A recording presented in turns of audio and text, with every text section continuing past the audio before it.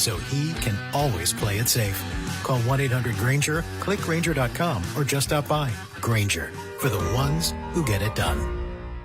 KHD1 Sacramento, KYMX HD3 Sacramento. From the Power Business Technology Toshiba Studios. This is Sactown Sports 1140.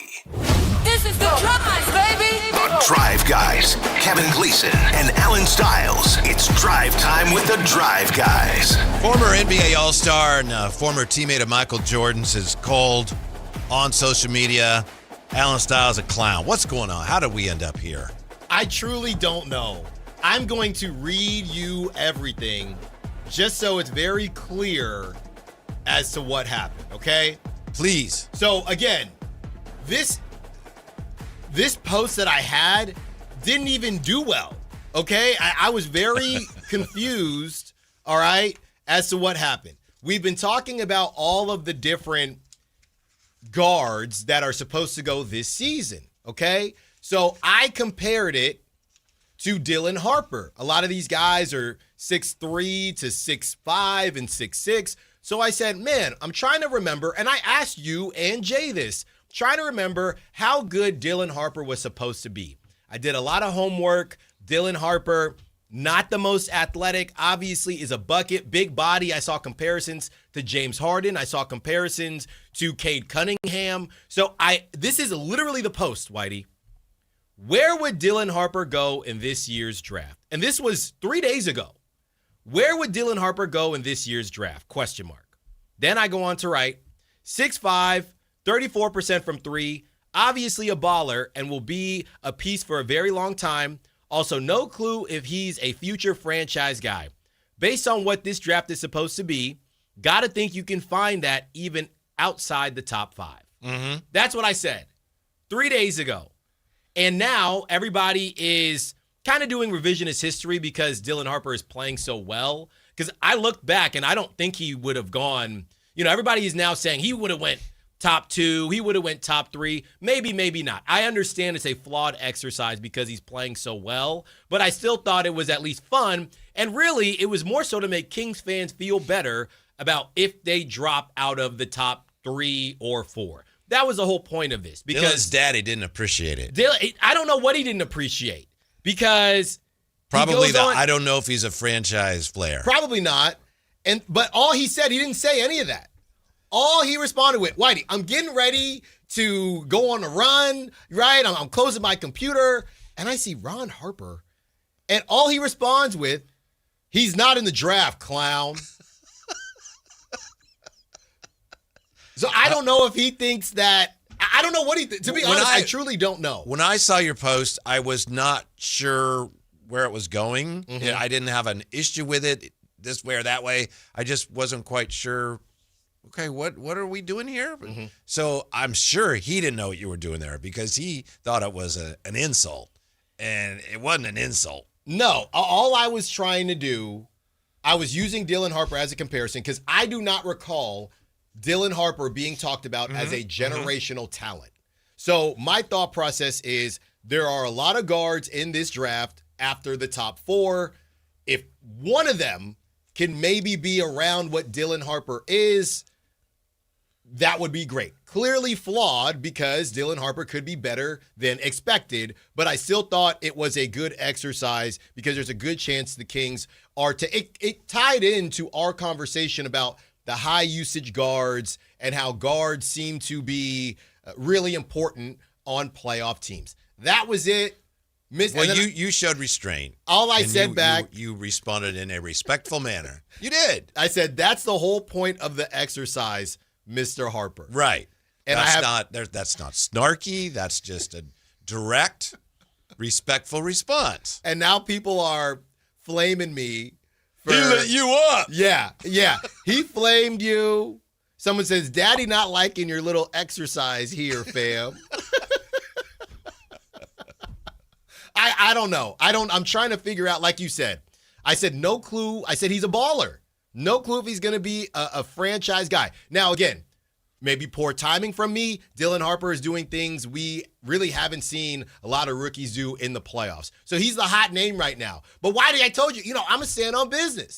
That's what I want. That's why I'm doing the exercise. Because 2026 is supposed to be that dang good. That's the whole point. So when Jay gets in, we're going to have a conversation with Jay. We can get Mr. Harper on the show. Yeah, we should. So we can straighten all this out. Right. I'm not ducking no smoke, especially when it wasn't smoke to begin with. We do have Hunter Pence coming up bottom of the hour. That's right. Yeah, and you may bring some smoke to him about the Giants, right? Because you went on a rampage on social media against my Giants. Yeah, against Buster. Yeah. Against, I don't know what Zach Manassian does. I don't know. Okay, he's there, right? Seems like a great job, Whitey. I don't know what he does every day. Okay? Against Gatorade Man, Mr. Willie Adamas, a.k.a. Gatorade Man, Rafi Devers, Catch the Bleeping Ball Man, and Chappie. All of them. They all stink right now. They all stink right now. But we Isn't know. Chappie Catch the Bleeping Ball Man? Oh, yes, he is. Yes. Yeah, which one was Gatorade? Gatorade Man? I thought that was funny. That's Willie Adamas. Got it. Gatorade Man. At least Matt George didn't come after you today about De'Aaron Fox. Oh, Because you my got so goodness. many battles on so many different fronts going right now. You know what? Matt is learning though. He's learning because you can't sit here and do the every other day thing. Because you know what? We can't just go back and forth, right? That's who De'Aaron is. And Matt is learning that you can't sit there and just wait for De'Aaron to have a good game and then talk your trash, this, that, and the fourth. By the Because way, Alan, pardon me, but Kimberly has the question of the day, and I think you addressed this, but how did he even find your post? I don't know. And like I said, I had 4 likes. I had more comments than likes. I have no clue. He definitely just searched Dylan Harper on Literally, Twitter yeah. and went to latest. Literally. Yeah. Y'all just bored. How are you bored and then you don't even read it properly? I don't know. So I'm sorry, Mr. Harper, that you cannot read the tweet properly. Oh, watch it. We may get him on. We may get him on. Well, I'm sorry. We'll see if we can't get him on. I'm sorry that it's like when somebody says, I'm sorry you feel that way. You're not really apologizing. I'm sorry you read it incorrectly. No, the worst is along those lines. I'm sorry if it did this. I'm sorry if you felt this way. Yeah. Not sorry my intention. if I offended you. I'm sorry. Yeah. Yeah, not my intention, Mr. Harper. I don't know where we went wrong there. And maybe he is a franchise guy. It really wasn't about him. It was about all the guards and making Kings fans feel better as far as the draft is concerned. Yeah. Nobody, he's the hot name right now, Mr. Harper. It's fine. Well, Please. De'Aaron looked like a franchise guy in that first quarter, didn't he? Hey, man, yeah, he had a little. He attacked. He Ms. Johnson did. says we told him they wanted him to be more like the Kings, De'Aaron Fox. That's right. He didn't have to do it for the whole game, but he got off to a good start. So now we see what happens. And Matt knows it. That's why he wasn't in here talking no trash. He didn't have the jersey on, the shades, because he knows they still got to go to Minnesota, and we'll see what happens there. That was pretty discouraging for me as someone who's, pulling for the Timberwolves a little bit. They got cuffed around pretty good. But I told that's what happens though. You're the one. I know. You're the one that I know. You're kind right. of went against the grain there. Yeah. That's what always happens. I know. Do you know what those two losing teams last night had in common? People like to say box scores. You can't get anything from box scores. The tale of the games last night is right there in the box scores. And I know at least one of the coaches talked about it. What do the losing teams have in common? Well, they didn't shoot well. Philadelphia didn't shoot horribly. But the Timberwolves last night turned the ball over 22 times. 22 times, and the Sixers turned it over 18 times. And I think that's really where the Timberwolves are missing Dante DiVincenzo. Yeah. They need guys that can handle a little bit of pressure. Yes. Just as far as handling the ball and bringing it across the timeline. And that's a real weakness for them right now. Well, it's and I think it has been even since before DiVincenzo got hurt. Well, to be fair, if you go back to game 1, Ant had a couple questionable. Was that a travel? Oh, yeah.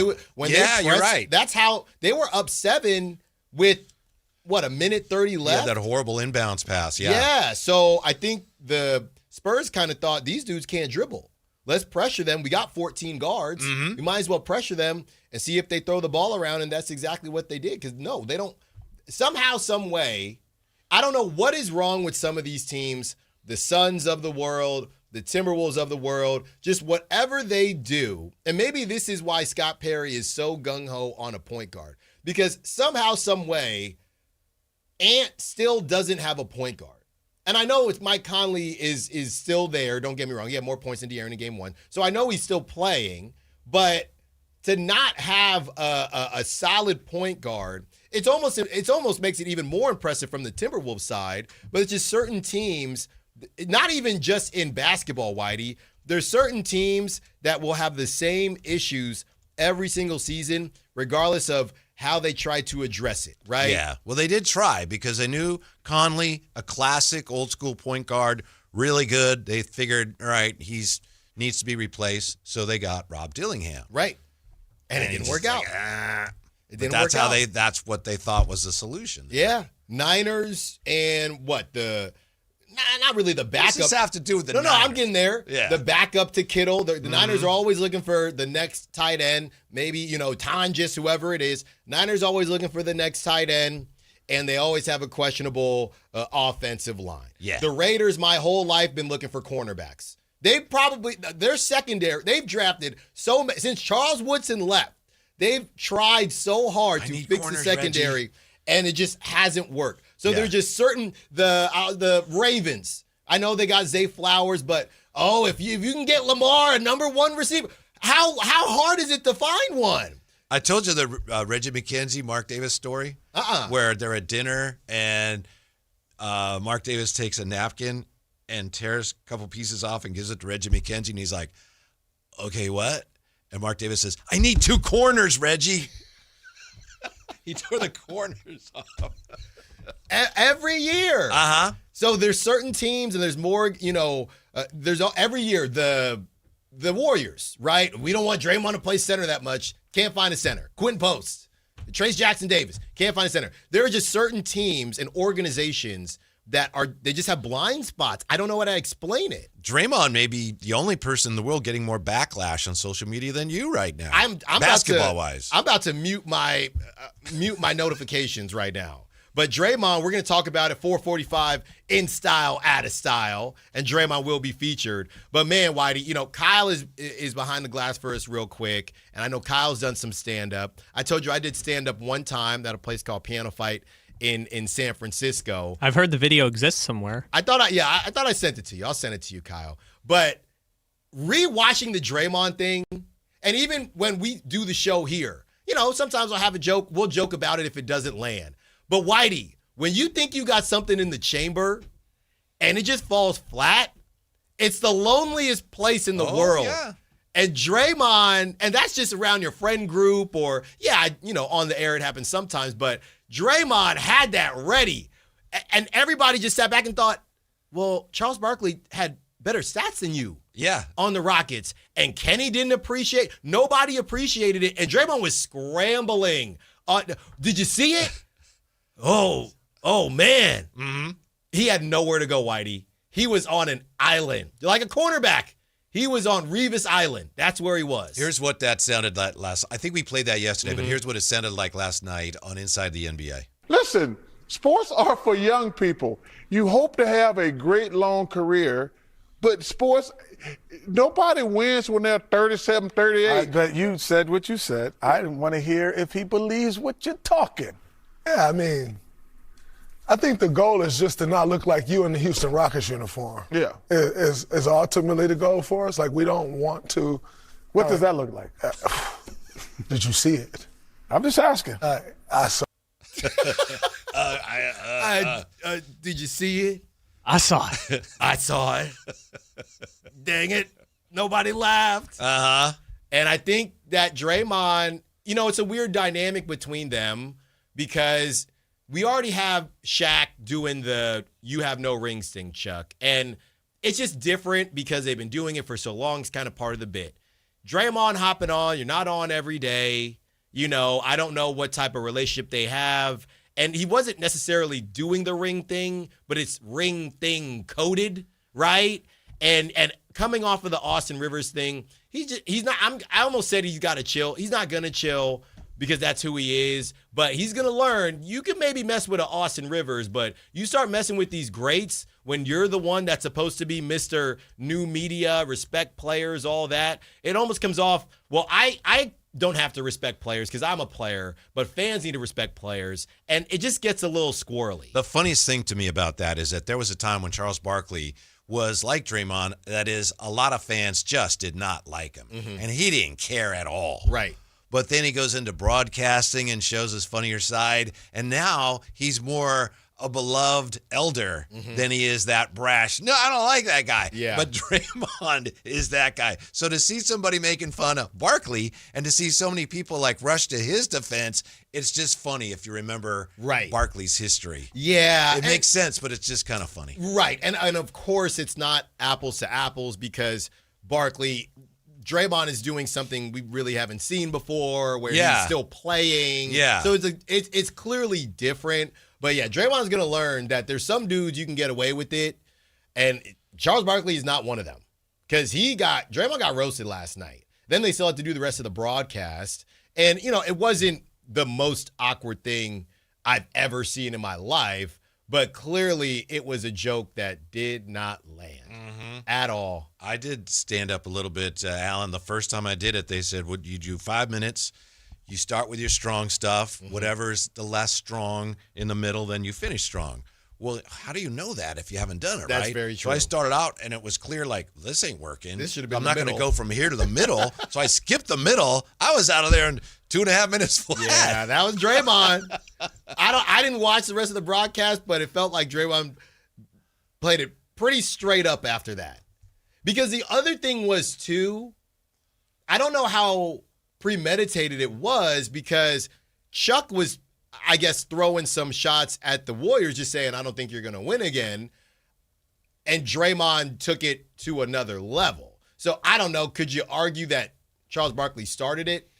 Maybe, but I think we all kind of agree with Charles Barkley. On the subject of TV people, I know yesterday we talked about Kendrick Perkins and how what he is supposed to do is something that we don't pay a lot of attention to. I thought he did say something interesting, though. I think, because I didn't give it my full attention, but he said the Sixers cannot win if Joel Embiid is their franchise guy.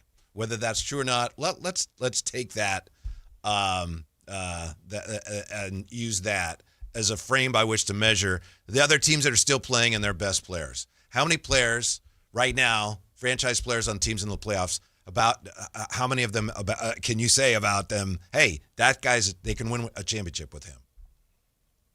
Philadelphia, Joel Embiid, I agree with him because he just doesn't, he's not there. So they don't have anyone. Yeah. Well, he's their franchise guy, but can you win a championship with him? No, because he's never there. He doesn't play. Can the Knicks win a championship with, was it Brunson? Well, right. Nobody's been there that's left besides what? LeBron, the Thunder. Who else in there? Wolves got to the conference finals. Got to the yeah. What do you do with Ant? Yeah, it's not just whether they have, but do we think they can? Well, yeah. You had mentioned Joel Embiid. Yeah. Not getting there. So I would say I think it's an open question. Yeah, I think he could. I think it's an open question with the Knicks as well. I think that's one of their big questions. Who are you more confident could take their team or is a championship guy, Ant or Brunson? Ant. But you would put them both in that conversation or no? I think Ant has shown he's good enough to do that. A lot of it is, do you shrink from the biggest moments? No. But the thing with the Knicks is Brunson and Becky Harmon, saying he's not big enough. I think that's still a fair question. Yeah, I mean, this is the year. Becky right? Hammond. Yeah. This is the year. Yeah. If they don't get... And is Cat a franchise guy? I don't think so. He might be. Well, that might be... That can win a championship? But that's why people, when they first put this team together, was calling them the super team of role players. Now, they're not role players, but that could be the team of Robins. It really could. And that feels disrespectful to say about Jalen Brunson, but... Cleveland, I don't think...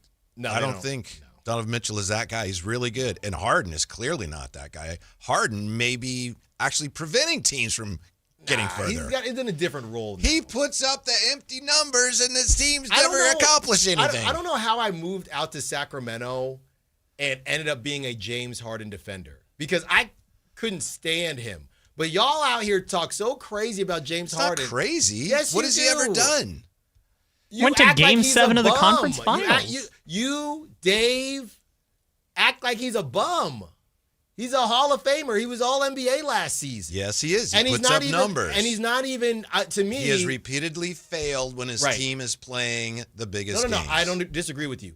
That's all I'm saying. I think it's a different conversation now because that's Donovan Mitchell's team. That's not James Harden's team. So I look at it as kind of a De'Aaron Fox conversation, and it's, okay, can you just be you, right? We're not asking you to take the team over. And really, that Cavs team, the conversation is about Donovan Mitchell. It's not about James Harden to me. Well, I think we agree Donovan Mitchell is probably not quite that player. That's he one of the hasn't things that's shown been it said yet. about him since he was in Utah. Yeah. That's one of the reasons Utah said, Cade, I think, can be that guy. Don't know that he will, but I think he can be. Well, I think why the most fascinating thing about these playoffs, even though the games haven't been terribly fascinating, is outside of the Thunder repeating and the Lakers winning it, which we don't think that'll happen. Somebody, we were talking about, what was it, a couple days ago? We were talking about a leap coach or whatever we were talking about. This is a leap season, it feels like, for the NBA. Because one of these guys is going to enter that conversation unless the Thunder repeat.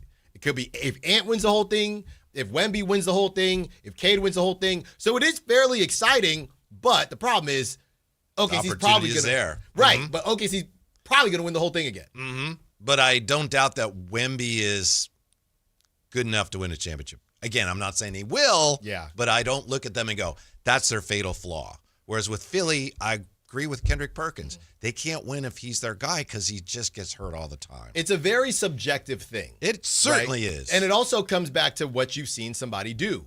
You've seen James Harden not do it. Therefore, you believe that he can't do it. We haven't seen Wemby years and years not be Harden able to cannot do it. He's proven that. But that's the same thing with the Joel Embiid argument. We've seen them not prove it. So you're giving Cade and you're giving guys that haven't gotten as far more of a benefit of the doubt. Yes. Because they don't have the Making failures an assumption. that No the others. question. Right. Yeah. So it's almost as if your success hinders you in the eyes of, I guess, the basketball world. Because, hey, we haven't seen you fail yet, and we know that they've failed, so we believe that you still have a chance to power through. I think Dylan Harper is phenomenal, Mr. Harper. I do, too. I think he's a tremendous player. That's why I said if the Kings get somebody like Dylan Harper, they'd be cooking, Mr. Harper. Mm-hmm.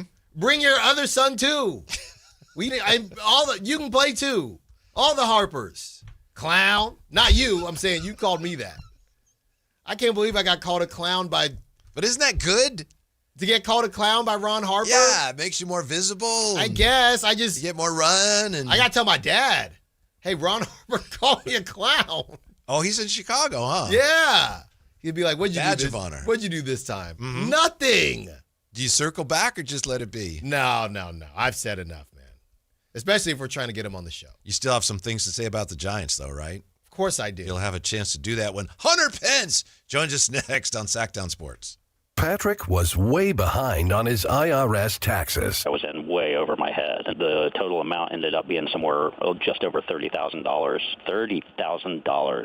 Then the IRS came to collect. Started getting letter after letter. A lien had been filed against me. They were going to basically hang me completely out to dry. He had to do something. That's when I reached out to Optima Tax Relief. Patrick's life quickly got a lot easier. It was very easy, pretty much hands off. They picked up the ball and ran with it. And how'd it go? I couldn't believe it. I had to ask 2 or 3 times. I saved an incredible amount of money. How does Patrick feel about Optima? Couldn't be happier. They definitely helped me. Optima Tax Relief, the best place to call. They're the best in the business. Do what Patrick did and call Optima Tax Relief for a free consultation. Call 800-343-6460. 800-343-6460. 800-343-6460. Optima Tax Relief. Testimonial from an actual client. Some restrictions apply. For complete details, please visit OptimaTaxRelief.com. Progressive knows you could have easily taken the freeway, but you took the scenic route to see a waterfall and an oddly busy boiled peanut stand. Discovering the unexpected is exactly why you bought an RV, so protect it with a bundle from Progressive. Because although you may be 3 hours behind schedule, you're 6 jars of jam richer and possibly enrolled in a butter churning workshop. Switch to Progressive and protect your RV, boat, or motorcycle by bundling with your home or auto insurance. Progressive Casualty Insurance Company affiliates and third-party insurers. Not available in all states or situations. This is the story of the one. As a maintenance tech at a university, he knows ordering from multiple suppliers takes time away from keeping their arena up and running. That's why he counts on Grainger to get everything he needs, from lighting and HVAC parts to plumbing supplies, all in one place. And with fast, dependable delivery, he's stocked and ready for the next tip-off. Call 1-800-GRAINGER, click Grainger.com, or just stop by. Grainger, for the ones who get it done. The statewide direct primary election is June 2nd. All registered voters will receive their ballot in the mail. Check to make sure you're registered correctly at elections.saccounty.gov or call 800-762-8019. Sacramento River Cats baseball all summer long. The River Cats Summer Pass gets you into every game this summer with no blackout dates and includes access to the Sky River Casino Solon Club. Lock it in and don't miss a moment. Get your River Cats Summer Pass at rivercats.com. Country in the Park is back this weekend at Cal Expo. Miranda Lambert, John Party, Chris Young, Turnpike Troubadours, Dylan Scott, and more. Line dancing live DJs, Mechanical Bulls, huge festival area, and food trucks. Tickets start at only $68. Country in the Park this weekend, May 8th and 9th at Cal Expo with Carl's Jr., RVs of Sacramento, and Atkins Family Vineyards. More info at CITBfest.com. Buying golf gear is easy. Buying the right golf gear, well, that's different. At Hagen Oaks, they don't just sell equipment, they fit your entire game. With TrackMan technology in the Player Performance Studio, your clubs are matched to your swing. Ping's Ballnamic Fitting helps you find the golf ball that performs best for you. Hagen Oaks Putter Fitting Studio dials in your stroke, and FootJoy's 3D foot scanner finds correct shoe size for your feet. It's a smarter way to play better golf. Total Game Fitting at the Hagen Oaks Golf Super Shop, Fulton Avenue at Business 80.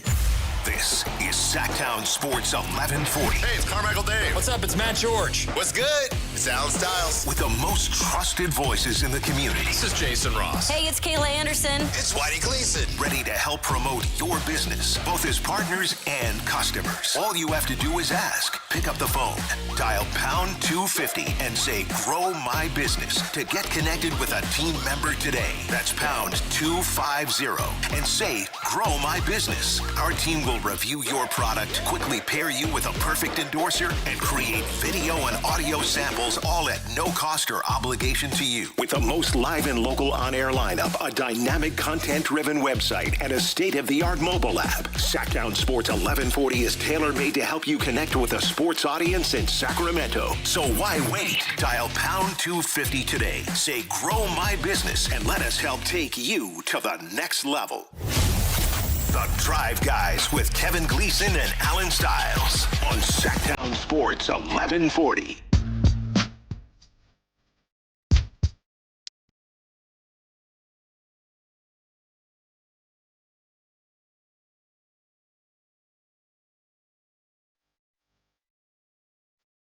We got this from Antonio Ray Harvey. Since the Harpers ain't no joke.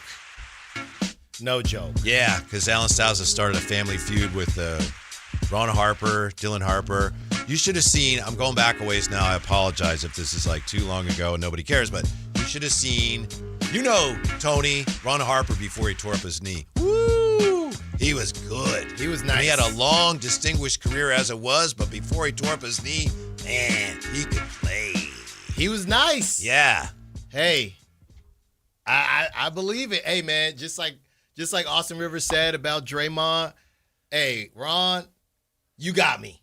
You're a champ. Mm-hmm. It's not any type of competition. Okay? I did not mean anything negative about your son. I was using it as an example because this draft is supposed to be generational. And your son is playing so well. Uh-oh, he responded again. Did he? He just responded. So somebody from King's Twitter came to my defense. Oh, that's very nice. So Ron says he's not in the draft, clown, and now he's up to 3 likes. Okay. And then somebody responded to him saying, getting mad at nothing. And he responds, my life is great, ... And that's it. He still doesn't know what he's mad at. Is he okay? I don't know. Ron Harper, you should be way above any of this. He's bored. He's clearly bored. So just come on the show, Ron, because you're clearly bored. Right. Just come on. Speaking of coming on the show and champions, we're still endeavoring to contact Hunter Pence, so we'll let you know. Thank you, Kyle, for reaching out to Hunter Pence. I know we said he'd be on. We're working on that. But you also made some waves on social media on your Giants podcast by going all in on the Giants. Yeah, it had to be done. Both feet, 2 fists. It had to be done. Okay? And these guys, this is the whole thing. The whole plan with the Giants just made no sense, right? Tony Vitello managing guys like Rafi Devers and Matt Chapman, it just doesn't make sense. Veterans, you mean? Veterans the like guy who's that. never even been in the majors on any level managing. Right. Yeah. You take a team, like we've said before, the most clear example of the rebuilding thing, I remember the Astros, right? When the Astros had Carlos Correa the first time, Altuve, that's a team where they're all, okay, you're always going to have vets on your team, but we're all starting to make our way to the big leagues every year. You got a new guy you're bringing up. Remember, they actually tanked together. Exactly. And it worked for exactly. them. Yeah. That's the type of team that Tony Vitello would do well. You know who's a team where Tony Vitello would absolutely cook? The team that plays at Sutter Health Park.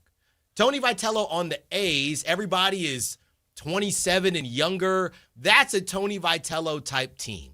So Buster liked him. He was enthralled by his energy and how he thinks the game. I get that. Buster just forgot that things have to make sense. And this hire didn't make a lot of sense. I'm not blaming Tony Vitello. I don't think any of this really is Tony Vitello's fault. But now, just like Doug Christie, this record is on you, whether it's your fault or not. To that point, you have these bad contracts that are only bad contracts because these dudes are underperforming. Matt Chapman's underperforming. I got yelled at, Whitey, when they happens a lot. When they extended Matt Chapman. I said, you're going to pay Matt Chapman until he's 39 years old because he had a decent season? And Matt Chapman's your 3-4 hitter? Where would Matt Chapman hit anywhere else in the NL West outside of the Rockies? That dude is a 6 hitter a 5 hitter at best. Okay? I don't know what happened to him because in his early days with the A's, he was a baller. He was lethal at the plate, and then he just kind of fell off. And you had that. Then Willie Adames, you go out, you try to make a splash. The Brewers said, we're cool. That's the big mistake. Finding a guy who has a career year when he's entering free agency. Yes. And has his best year, one of his best power years coming into free agency. You got to be really careful of that.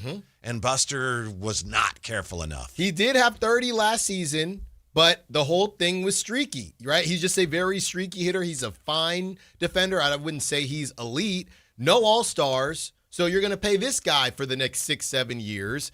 And again, it's funny. If a free agent agrees, this is where it's at with the Giants. If a free agent actually agrees to come to San Francisco, you should question why. Because everybody always says no. You're trying to fix that, but nobody else, Willie Adames is saying yes to just like Carlos Correa. Now he's out for the season. Farhan actually got that right with the ankle stuff. But, Willie said yes? Let's double check what's going on with Willie here, right? So now he's Gatorade man. He gets paid a lot of money to pour Gatorade on them when they win. And he doesn't even have to do that much because they only have about 13 wins.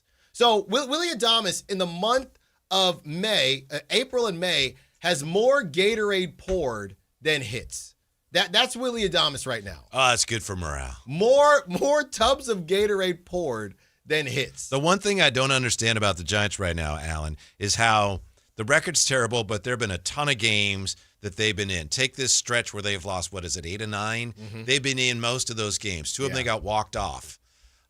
They were in the games they just lost to San Diego. They were either ahead or yesterday they were in that game, but they lose all those games. They're still finding ways to lose close games that they either should win or that they are in till the end. That's the thing that's puzzling. Yes. Yeah. And if you're losing, 7-1 every night, it's like, man, you stink. Right. But this team is good enough to stay in games, and then they still find ways to lose them. Well, and the other thing is everybody, you're pointing fingers here, pointing fingers there, because I think it's possible that they fire Hunter Pence just because you have to do something. Yeah. Right? That's what teams do. And I don't think it's his fault per se. I don't know. But I know that they're the worst hitting team in the league, so I think hiring Tony Vitello was a colossal mistake. Yeah.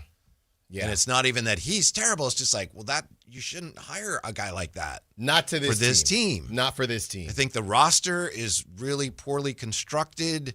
He has no bench to work with. It's just a mess. It is a mess. It is a mess. If you're going to blame anybody, blame Buster. Yep. And I've said it before and I'll say it again. We don't know if Buster Posey is good at this job. We know that Buster Posey is a Hall of Fame catcher. We know that Buster Posey is a World Series champion. We have no clue if Buster Posey is good at this job. And so far, he has not proven at all that he is good at this job. Nope. At all. So that's just the reality of the situation. Those are just facts. That's not me being upset with Buster. I wish that wasn't the case. But they've done absolutely nothing. Absolutely nothing. It was Kapler's fault because, people just didn't like Kapler. He was too cool for school. It was Bob Melvin's fault. Now it's Tony Vitello's fault. Maybe the team is just bad. I have to assume that one of the reasons they brought in Tony Vitello was because he was going to bring that collegial type enthusiasm and grit. Yeah. And maybe that takes time, but they're nowhere near that team right now. But who's trying to hear that, right? Devers not trying to hear that. I know. Chapman not trying to hear that. So I don't know. And that should have been anticipated by the people that made the decisions. Right. That should have been part of it. Yeah. That should have been part of it the whole time. Mm-hmm. Didn't end up being the case. By the way, the Phillies are back on the fringe of contention now. They kind of turned things around. They might look around and say, we want that manager bump. See you, Tony. Somebody got to go. I also saw somebody say they might can Hector Borg, who's been pretty bad, third base coach. It's just going to be fringe stuff. They can't fire That's Tony so Vitello sad right that now. coaches that they're doing fine. They're not making that much money, but they're the ones that get the blame when they have so little ultimately to do with it. Yeah. There was a play in one of the games, I think it was the second game in Philly, that doubleheader. They got walked off, and there was a play where the third base coach Borg could have sent, I forget, was it Ramos? I thought it was Drew Gilbert. Okay, yeah. Yeah. And they held him at third, and that's the type of thing people say that cost us the game. He's got to go. But that doesn't really fix anything. But here's the thing. He held him up. It was top of the 10th. He was on third with no outs. No outs. There you go. And you know who came up that inning? Chappie. Hit the bleeping ball. But Hector Borg's got to go. Because I would have held him up too. There's no outs. He gets hosed there. Yeah. Hey, why are you sending him with no outs? You're going to score him. There's no outs. Guy on third. Not with this abysmal lineup. So people are mad at Hector Borg for not anticipating how bad their lineup is. How backwards is that? Did I ever tell you by the time I asked Tim Flannery about sending guys on a hunch? And then, he didn't like that. He bristled. I didn't ask it very well, but I asked it in such a way as it deeply, deeply offended him. Yeah. Yeah, not a good question. Mm-hmm. Yeah. So from here, the Giants have today off. Today off. Pirates coming in. Skeens pitched last night, so you avoid Skeens. He pitched really well last night. Yeah, and honestly, this is a big spot for the Giants because you have a team in the Pirates that's playing right now. Then they got to get on a plane and play the Giants tomorrow. It's the same thing the Giants had to do when they had the Rays and then they had to fly back out here. So if the Giants get hit by the Pirates after a day off and the Pirates had a game today and then fly from Arizona to San Francisco, that's bad. Listen to this, Alan, from Tony Ray Harvey. Alan Stiles' Locked on Giants episodes are explosive, loaded with breakdown analysis. Tony's my guy. He is. Tony's my guy. Mm-hmm. You know it, Tone. Yeah, we'll come back. Look at a little more deeply into last night's playoff games and what's ahead tonight in the playoffs next on Sactown Sports. For the second consecutive year, the San Jose Sharks will own the number 2 pick in the NHL Draft. With a talented young core of Macklin Celebrini, Michael Misa, Will Smith, and William Eklund, are the Sharks emerging as legitimate playoff contenders in the Western Conference. Your local sports leader, Sactown Sports 1140. How was your break? It was great until I stopped for gas. Prices have gone up almost $1 with no end in sight. I might have to start watching how much I drive. That's exactly why I use Upside. I never pay full price for gas with the free Upside app. Upside? Yes, Upside. It's the free app that gives you cash back just for buying the gas you're already buying. So, even with the rising gas prices, I'll never have to limit how much I drive. Does that actually add up to anything? Just last year, I made over $200 with the Upside app. Wow, that's serious extra cash. I'm downloading the free Upside app right now. Download the free Upside app to earn cash back on the gas you're already buying. Use promo code THRIVE25 for an extra 25 cents per gallon bonus on your first tank. You can cash out anytime, right to your bank account, or an e-gift card for Amazon and other brands. Just download the free Upside app and use promo code THRIVE25 for a 25 cents per gallon bonus on your first fill-up. That's THRIVE25. Offers vary by user and location. Go to upside.com for terms and conditions. This is the sound of Claire cooking dinner at home. And that's the sound of a fraud alert from Wells Fargo, flagging a charge for a pricey restaurant in Paris. Considering Claire isn't in Paris right now, that seemed odd to the bank and to Claire. 2 taps later, Claire says nope to the charge, and Wells Fargo is on the case. However you make money work, Wells Fargo can work with that. Wells Fargo Bank, N.A., member FDIC. Monster Truck Madness storms into the Stockton Dirt Track with the most affordable family fun on May 9th. Tickets started at $15. Admission includes a bid party. Meet the drivers, touch the trucks, feel the power. And don't miss $10 Monster Truck rides that put you in the action. Save money now at StocktonDirtTrack.com. At Big O, we offer total auto care to make any car problem feel like no problem at all. We keep the scary lights off and help you get back on the road. From free inspections to oil changes and tire rotations. Now through May 24th, get $80 to $120 instant savings on 4 select in-stock Nexen, Nitto, or Sumitomo tires with installation purchase. Big O Tires, the team you trust. Installation required. Disposal fees and shop fees extra were permitted. See store for pricing. Eligibility may vary. Not valid with other offers. Hey, movie fans, you've played it. You've mastered it. Now experience Mortal Kombat 2 at the Esquire IMAX Theater in downtown Sacramento. Johnny Cage, you have been chosen for Mortal Kombat. Feel every kick, every battle, every finish on the Esquire IMAX 6-story screen. Sacramento's biggest, loudest, and most insane way to experience the adrenaline. Get over here! Get your tickets for Mortal Kombat 2 at the Esquire IMAX Theater in downtown Sacramento. Trust EB Stone, where 100 years of expertise means your garden thrives naturally. Try cactus and succulent soil mix and Sure Start or all-purpose fertilizers. Visit ebstone.org for a location near you. EB Stone, for the life of your garden. The Drive Guys with Kevin Gleason and Alan Stiles on Sactown Sports 1140.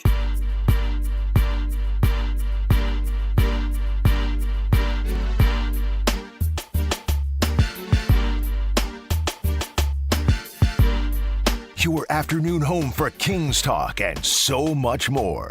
The Drive Guys on Sactown Sports. We're still working to see whether we can track down Hunter Pence. And Jay, I mean, you've heard what's going on here with Alan and the whole Harper family.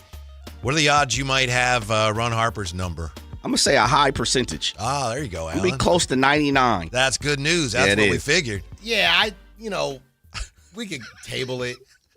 We got the lottery on Sunday. We could have, but then he responded again. He came back. He's still active on the He said, my life is great. Yeah. Not responding to me. Somebody tried to defend me, saying, I don't know what you're getting mad about. He said, my life is great.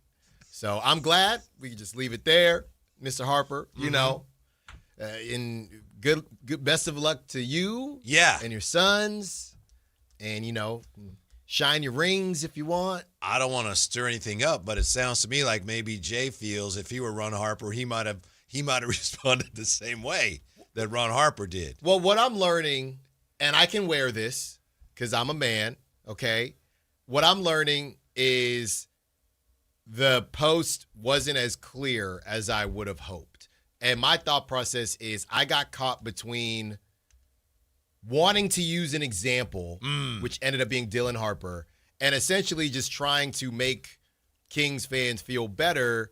It was about Dylan Harper on one end, and it kind of got misconstrued or jumbled into the conversation we had about the playoffs. Everybody has a high usage guard, regardless of whether they are a franchise player or not. You were trying to say, hey, Kings fans, there's a really good chance, no matter where they end up, the Kings are going to have a shot at a guy as good as Dylan Harper. At the very worst, Dylan Harper looks like a franchise guard. Right. At very best, he could be a franchise player. He's the hot name right now, which is why he was at the top of my mind. And it clearly didn't come out the way I wanted it to on X. But the thing you is, keep practicing this, so when Ron Harper comes on, you'll know exactly how you want to phrase it. But the thing is, he didn't respond and say, what do you mean he's not a franchise guy? He just said, he ain't in the draft. Clown. So I don't know. Yeah, he doesn't know what I meant. Yeah, but you know what? Good. You know what that reminds me of? What is play it? On From a 40-year-old virgin who says, "I don't understand what you're saying, but I'm gonna take it as disrespect." That's pretty much what happened, right? In that Kevin Hart scene. So I think that's really where this thing just ends, and we just zip it up. Mm-hmm. You know, take it out. Yeah, take it out to the we trash. almost have it all wrapped up. Yeah, we we're just need pretty that much one good. little you and Ron, meeting in the minds and. No, I think I don't. You know what? I don't really deserve, to waste his time. You know what I mean? You better hurry up and talk to Jay then, because I see him back there on his phone. No. He's working on Hunter Pence. Jay, No. Jay is he's working on nodding Hunter Pence. vigorously. No, man, I'm not ready. I need more coffee if we're doing this. Mm-hmm. Yeah, but all respect, man. If my kids end up like your kids, Mr. Harper, I would have done a heck of a job. Doesn't that happen a lot, or at least the chances are very high that anything like that can happen when you're on social media as much as you are? Because there's just so many different things flying around at any one time. Yeah. So many balls in the air, if you will, on anything. I was just sitting there. It was literally the day where the Timberwolves lost, or the Timberwolves won. Dylan Harper had a great game, and we had whoever else played that day. I think it might have been the Knicks. Pretty sure. And Maxey was going along with Brunson. So it was a lot of guard. So I had all these thoughts of, man, guard. And Bleacher Report just came out with their mock draft. They think the Thunder are going to win the lottery. They got the Kings at 7 taking Michael Brown Jr. We talked about him a little bit. Where do they have Acuff going, do you know? They had him. I got to double check, but yeah, they had him not that high, I don't think. So, that's where my mind was at. It was no disrespect whatsoever, but that did not it did not go over too well. I could see the Kings really focusing on Acuff to the point where if they drop like 6 or 7, they're probably not going to get 5. You'd think, they'll be 5th. And you look at the odds, really unlikely. Right. I could see them maybe even trading up to get Acuff if they think he's going to be gone sooner than that. I think they really like him. Now, I don't know if they get a top 3 pick or they going to take him. I don't know. I keep hearing in the back of my mind, Mark Spears saying, one GM tells me Acuff could be a top 3 pick. And I know he and Scott Perry are very close. I know that Acuff is apparently from Detroit. I didn't realize that, where Scott Perry's from. Oh, my goodness. I just think they really like him. I got you right here. They have, this is pretty bad. I think Kings fans would hate this, to be honest with you. They have OKC jumping up because OKC has the Clippers pick, so they would get AJ Depanta. And this might be Bleacher Report just trying to get some clicks here. Number 2. How can anybody preview the actual lottery? They're just doing. They literally just did a simulation like we did, and then wrote about it. Memphis Grizzlies number 2 taking Darren Peterson. Utah Jazz number 3 taking Caleb Wilson. Indiana Pacers taking Boozer at number 4. Number 5 Washington Wizards taking Darius Acuff. Number 6 Brooklyn Nets taking Keaton Wagler.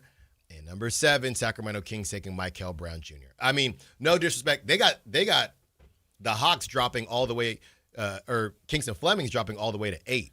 I actually think that's a great spot because they need a point guard. That's actually a great fit for Kingston Fleming. So they have the Kings taking Michael Brown Jr. at 7, and the best player that would slide past them then, based on what we think we know, is Kingston Fleming. That's right. Well, Nate Amen at 9 to the Mavericks.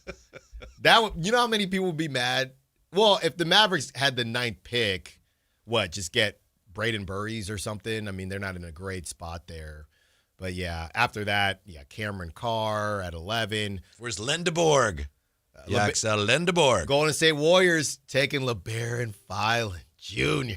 I can't have that, Whitey. Who wrote this? Andy Bailey? No, well, shout out Andy. I was just texting him. Charlotte Hornets at 14 taking Yaxel Lendeborg. They got him going 14. Can't wait to just find out. It's almost around the corner. Mm-hmm. But then it's going to be an eternity. Yeah. Between the actual lottery and the draft itself. But depending on... They'll go round and round. They're going to take this guy. We know they're going to take that guy. But they might take this guy. Ooh, I think they are taking that guy. And around we'll go. Memphis Grizzlies. So I guess, the Grizzlies jumped up with the other pick, and the Grizzlies would have 2. Kareem Lopez at 16. So Grizzlies looking to load up here. Whitey, you got the Grizzlies loading up, and they have all those picks coming. That's something to keep an eye. It's the team. Very scary. That's probably the team we're going to look at and say they got the most juice out of the last squeeze before all these lottery changes. Remember, they're my team. I predicted it's going to win the lottery. Get the first pick. See? Mm-hmm. That's what it's looking like right now. Because right now they have the 6th pick, and they have Phoenix's pick from one of the trades. So Grizzlies have 6 and we'll see in the sim. But right now the Grizzlies have 6 and 16. Whitey, they're set up nicely. Anyway, one of the teams trailing in the series wins tonight. Anyway, the Lakers win at OKC or the Cavs win at Detroit. By the way, both those games on Prime Video. Yeah, I'm cool. Mm-hmm. I'll watch the highlights. Well, really? The Cavs game is going to be on while we're doing the show. Yes. And the Lakers game, I don't think is going to be close. So, I turned on hockey last night, Whitey. I turned on MLB Network. I was watching Skeens against Arizona. Okay, Well, YouTube TV doesn't have MLB Network. Oh, okay. So that's my problem. But I turned he was on dealing. That card. When he almost had that perfect game, I was looking at my card, just watching it go up. Ding, ding, ding, ding, ding. Come on, baby. Mother's Day's around the corner. That's right. Because and here's the thing, guys. I'm not trying to get in trouble. But I think I've asked you this before. I got Mother's Day, and then end of May, right? We're in May. Yeah. I got my anniversary. Can you combo that? Nope.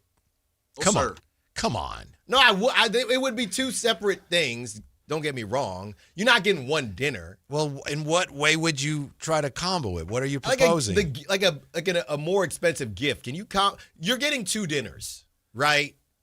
But the big gift, can you combo that?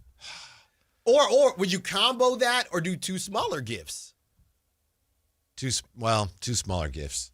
We'll save it for especially Mother's Day when, with 2 of them now. Yeah. And I know how busy you are, and I'm assuming she might do a little more than you. No, Am I right? There's no doubt about it. Yeah, okay. Yeah, so you got to tread very lightly. I'm just saying, has anybody out there, we got Valentine's and then a birth. What can you combo? What can you not combo? That's all I want to know. Mm-hmm. Christmas is on the 25th. Her birthday's on the 2nd. I just think it's dangerous for you to even be thinking that way at this point. I don't say it's a combo. You don't say it. She knows you pretty well, though, doesn't she? Somebody says, Alan, you're asking a question you know the answer to. It's your wife, bro. I'm just kidding. There's no combos. This ain't KFC. ESPN's Kings Lottery Outlook. Well, look at that. It says what? Next on Sactown Sports. This is the story of the one. As a safety manager at a manufacturing plant, he does everything he can to keep his coworkers safe. From finding ways to reduce risks to keeping safety supplies in stock. And for that, he relies on Grainger. Grainger offers a broad range of quality products and next-day delivery, so he can always play it safe. Call 1-800-GRAINGER, click Grainger.com, or just stop by. Grainger, for the ones who get it done. At Planet Fitness, we know how important it is to take care of both your mind and body.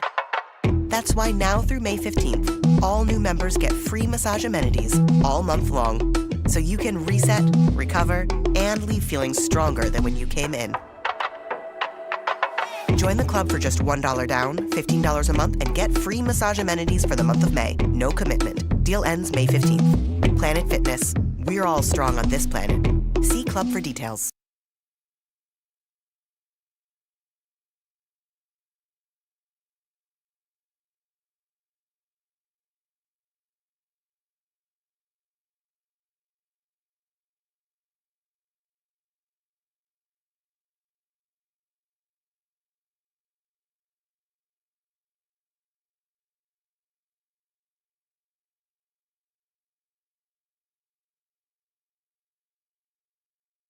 Sacramento. Now you've got a place for all things dance. The all-new Energy 100.5 HD2. Where dance music lives. Dance vibes anytime and any place when you get the free Now 100.5 app. Or listen at 100.5 HD2. Contractors, remodelers, you now have a great supplier to assist you with your next project. Anova Cabinet and Stone in Sacramento. They are Northern California's best kitchen and bathroom remodeling supply store. Anova has the latest cabinet styles, a great selection of countertops, flooring, bathroom fixtures, and more. Visit their website, InovaCabinetStone.com. Take advantage of their grand opening special, a $750 in-store credit. Stop by today, Anova Cabinet and Stone in Sacramento.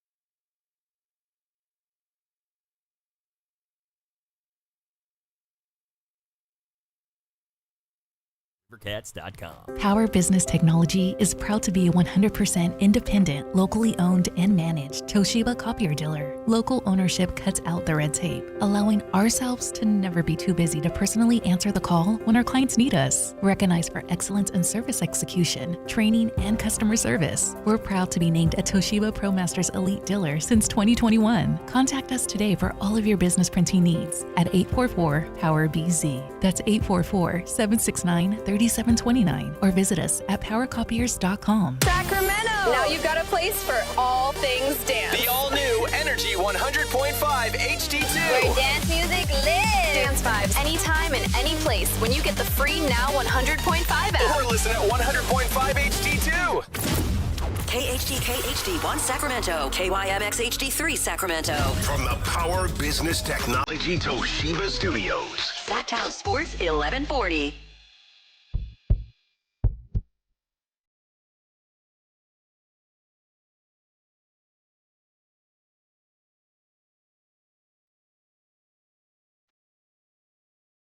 The Drive Guys with Kevin Gleason and Alan Stiles.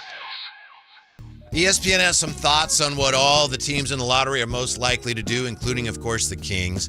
We'll look at that in just a moment here. Before we do, I know somebody messaged us, and this is something Alan's been thinking about and talking about a little bit. I think we've all kind of had it in the back of our minds, a little bit front of mind. But is it a stretch, Alan, to say that the struggling Giants and the Kings, they have a lot of similarities? Is that a stretch or is that, yeah? Not a stretch at all. Mm-hmm. Let's think about it. Coaches that are not being put in really good situations and fairly inexperienced. Contracts that are going to be hard to move. Mm-hmm. And, just a lack of direction. Really, I mean, not technically, Scott Perry has more experience than Buster Posey. So that's the one main difference. But they're just trying to figure out what their next move is.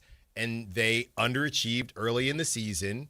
Now they have to figure out a pivot. The Kings had their pivot. I think it's a little bit harder to do that in baseball because what I was telling you, Whitey, the Giants got lucky and jumped up to the number 4 spot in this year's draft. Now, it's already different because you got minor leagues and things like that, so it's not as important, but that matters. It does matter. It's a plum pick. Let's say they let's say the Giants just say, we're going to give, pay down Chapman's contract, pay down Adams' contract to move these guys, and we're gonna focus on the youth. They're gonna stretch Devers. Yeah, and stretch Devers, whatever it is. I believe the best they can pick in 2027 would be 11th. I believe that's how they protect it, and it's a big market thing because 11th would still be a really strong pick in the baseball draft. But yeah, after a terrible, I don't even know if it would be considered a terrible season if you get to see Bryce Eldridge every day. Jesus Rodriguez every day. Maybe at this point you see some of the younger guys like Bo Davidson. So a lot of similarities here. But what's so funny is that's not how this thing started, I think, is Devers. And didn't you ask this? Is Devers Zach LaVine? That acquisition, right? I still don't think he is because I believe that teams would trade for Devers. I think so. I don't think you'd get a haul back. But the Red Sox didn't get a haul back because he's the third highest paid first baseman in the league. So there are a lot. The Red Sox got a package that was better than they realized because they squandered some of that away. That's right. And I don't think the Giants would get the equivalent of that now. So funny enough, I don't know how we got here, but yeah, that was from Rob M saying most of what you're saying about the Giants sounds a lot like things you could say about the Kings. And, as far as ownership is concerned, I do think there is a bit of a difference because Kings ownership, there's been a conversation of, how much they're involved, and Giants ownership is turning into, how much do you want to win, right? And I don't think that's really a question with the Kings. The Giants are curing theater and, selling off private equity and all the stuff that they're doing. They know they're making a ton of money, and I don't know where their priorities lie right now. Yeah, the best thing that I think Scott Perry's done since he's been here is he has convinced, presumably ownership, that we do need to go into a rebuild of some form or fashion. Yes. And I think we've seen that. That's smart. And it's interesting because for years we believed that the Kings don't want to do that. Well, the Giants are another team that just look like they don't want to go through that. Right. But right now it's looking like, well, maybe you should. Right. But they don't want to go through that, but they also don't want to be a top 5 payroll. Right.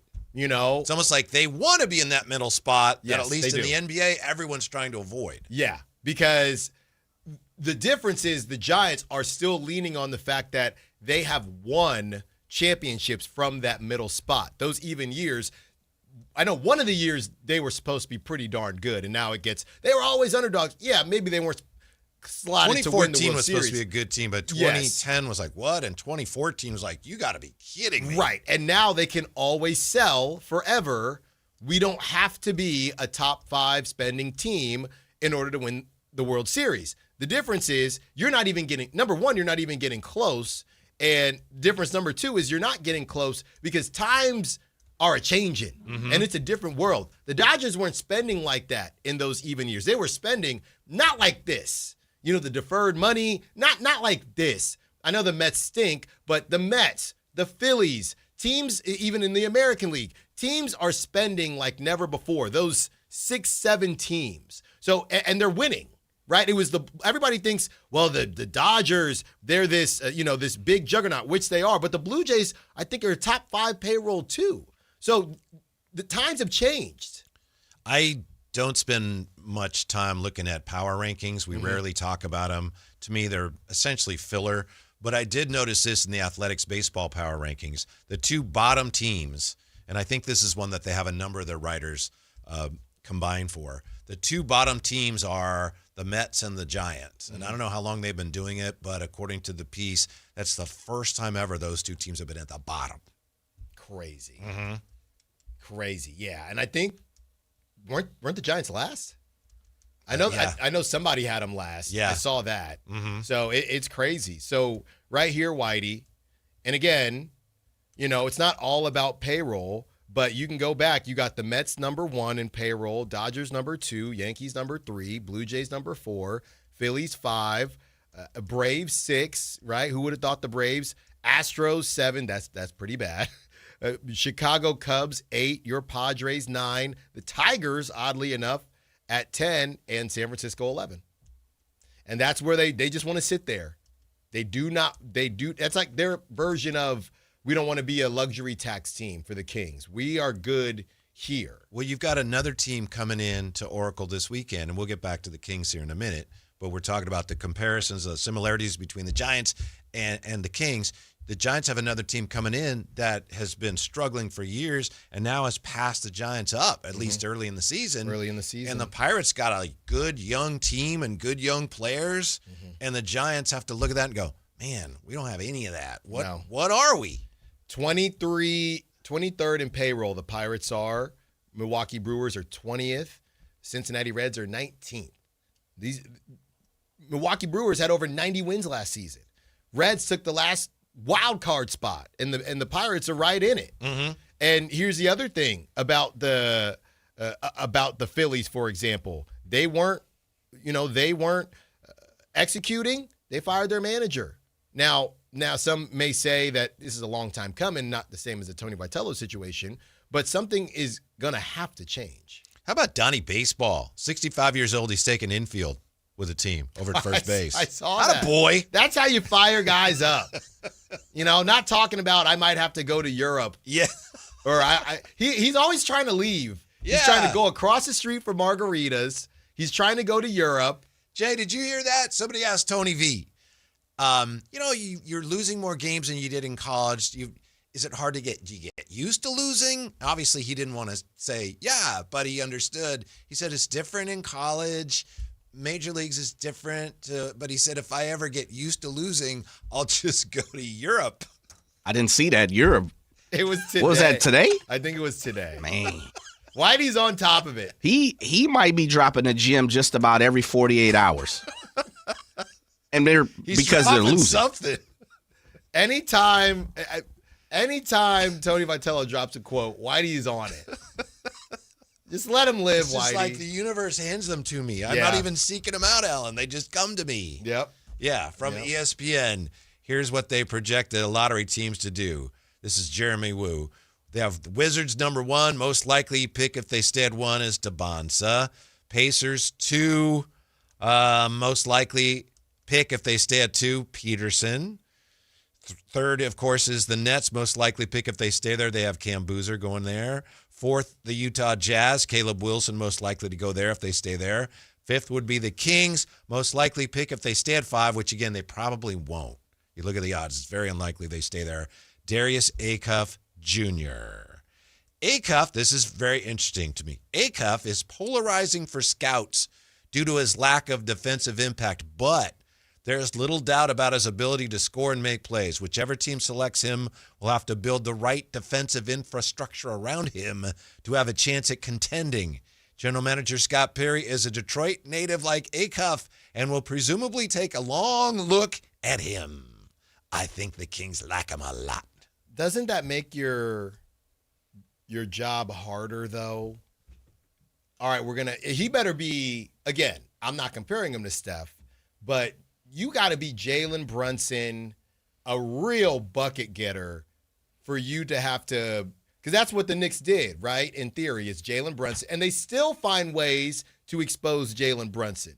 The Hawks did with who? C.J. McCollum, not Shea, not Luka, C.J. McCollum. So I don't know. He's got to be, I'm not saying not to do it. I'm saying in order to do it, Whitey, you better be a top 20 scorer in the league.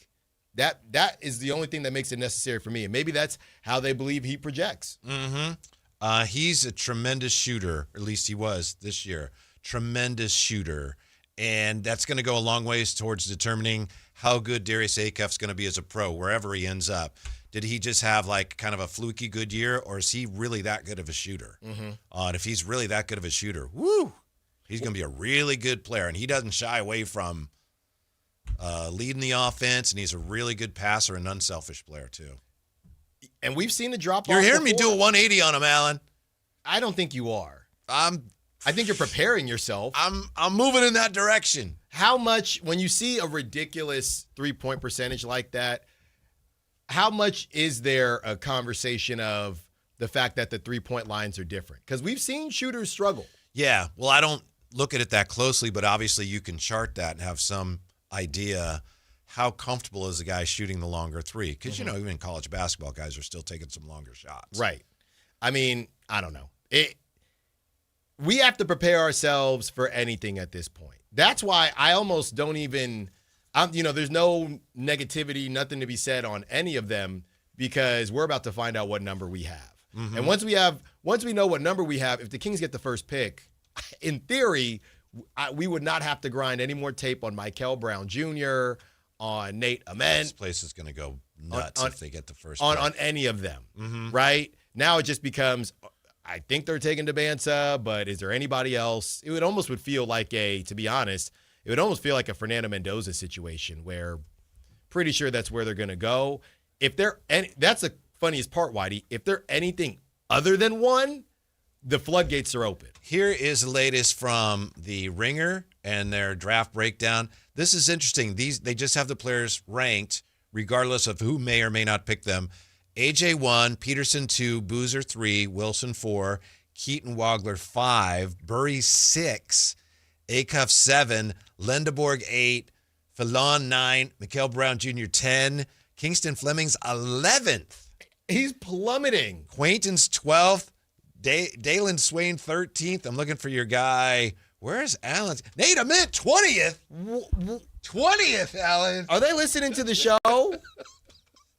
They got Alan Graves from Santa Clara and Henry Visar and Amari Allen ahead of them. I do like Amari Allen, and I do like Bennett Sturtz, but they are disrespecting. Nate Ament will remember this. He will remember this for a very long time. And they point out on Acuff that he carried a huge burden for Arkansas. You talk about a lead guard and how important it is for him to be the tip of the sword or the spear offensively. 28.3 usage percentage, playing just under 35 minutes a game, one of the highest rates that a Calipari point guard has ever had. Incredible maturity in the way he balanced being aggressive on offense, feeding other teammates, limited waste in his game, 98th percentile of the country in assist-to-turnover ratio, Allen. Very engaged and active problem solver on the floor, not a player who will sabotage himself with bad decisions or instincts. This is a really good player, at least at one end of 7. Hit on 49% of his overall catch and shoot attempts, was money if left uncontested. Who was 6 again? Pardon me, let me go back to that. 6 was... Was it Keaton? Keaton was 5, I believe. Yeah, he's nice, man. That's my consolation prize. 6 is Braden Burries, my guy. I loved him the moment I saw him. This is why I feel like Jay in these moments. Now, I'm just telling you what it says. Now Braden Burries is 6. Uh-huh. I can't wait for Sunday, man.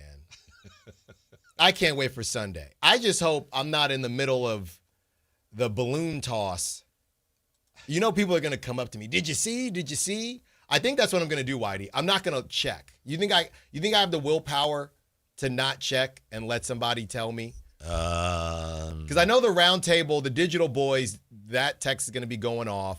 Just not look at my phone. You're going to check. Just wait for somebody to come up to me and say, did you see? Here's the vision board. These are names of players that Danny Chow thinks Darius Acuff could end up being. You've got Randy Foye, Walter Clayton Jr., Gilbert Arenas, but the biggest, Deron Williams. He was a good player, Jay. He was a good player, was he not? He's Deron a baller. Williams was a good player. He's a baller. Yeah. But I cannot stand when they do this thing when they add guys that were drafted 1 to 2 years ago. What the hell are we supposed to do with Walter Clayton Jr.? Like, what? I'm sorry. I didn't mean to irritate you. No, I just hate what are we supposed to do with that? Uh-huh. We don't know what Walter Clayton Jr. is. Right. So how does that help me? How does that Acuff's help me? historic productivity at Arkansas has become impossible to dismiss.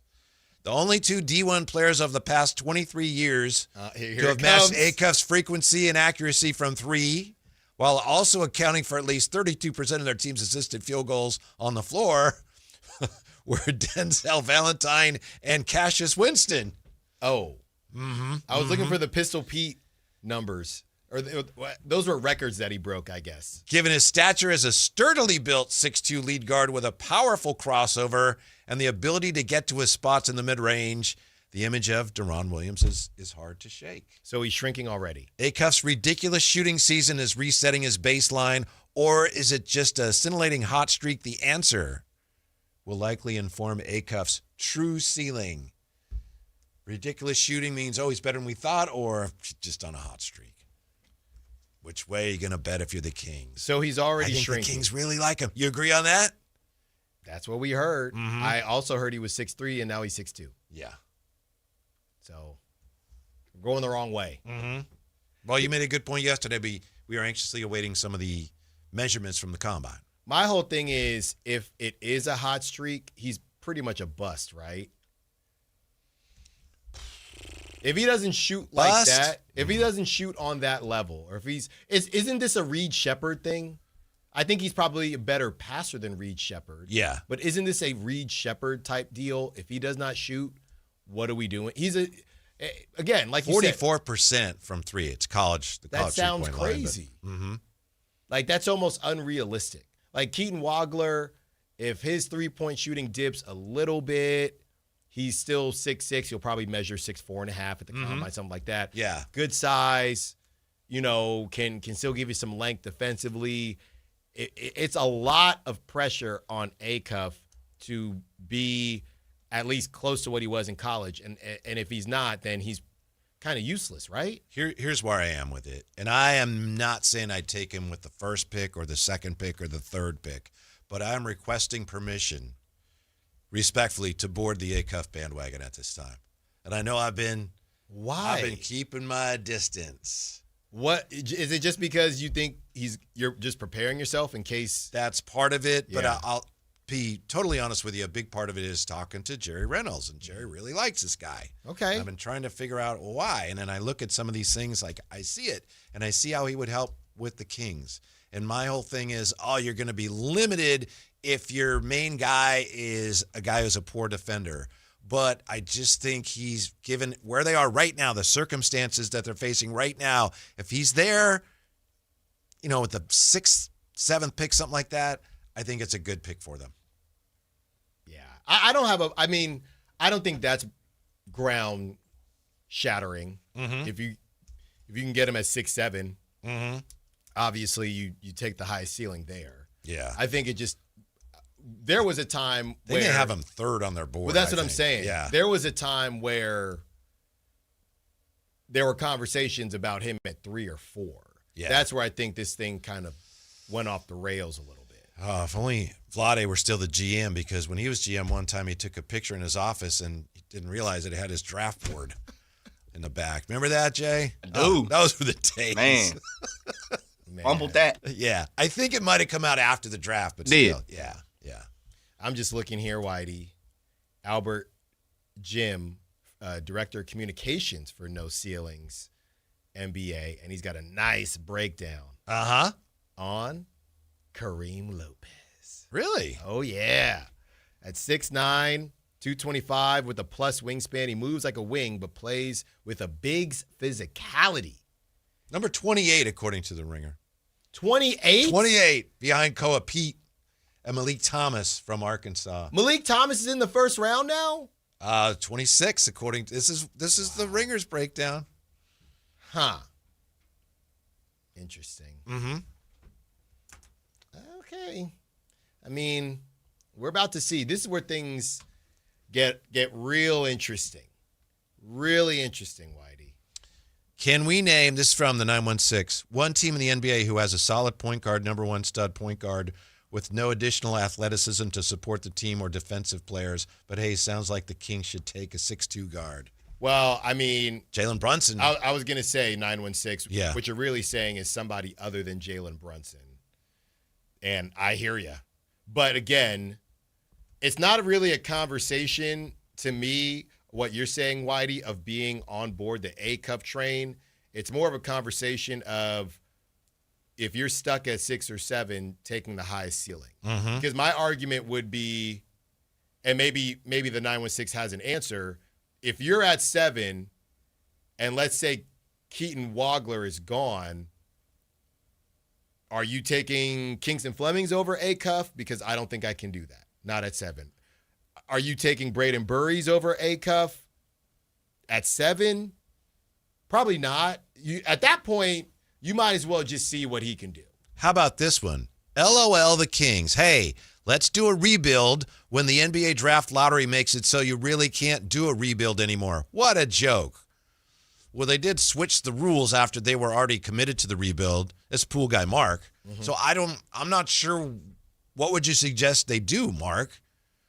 And committing to a rebuild has netted them potentially a really high pick. Yeah. Yeah. Now, if they continued to tank in the future when they've changed the lottery rules, that would be foolish. But right now, I get your point, but they did get kind of caught in the middle there. They literally changed the rules. Yeah, I'm not sure.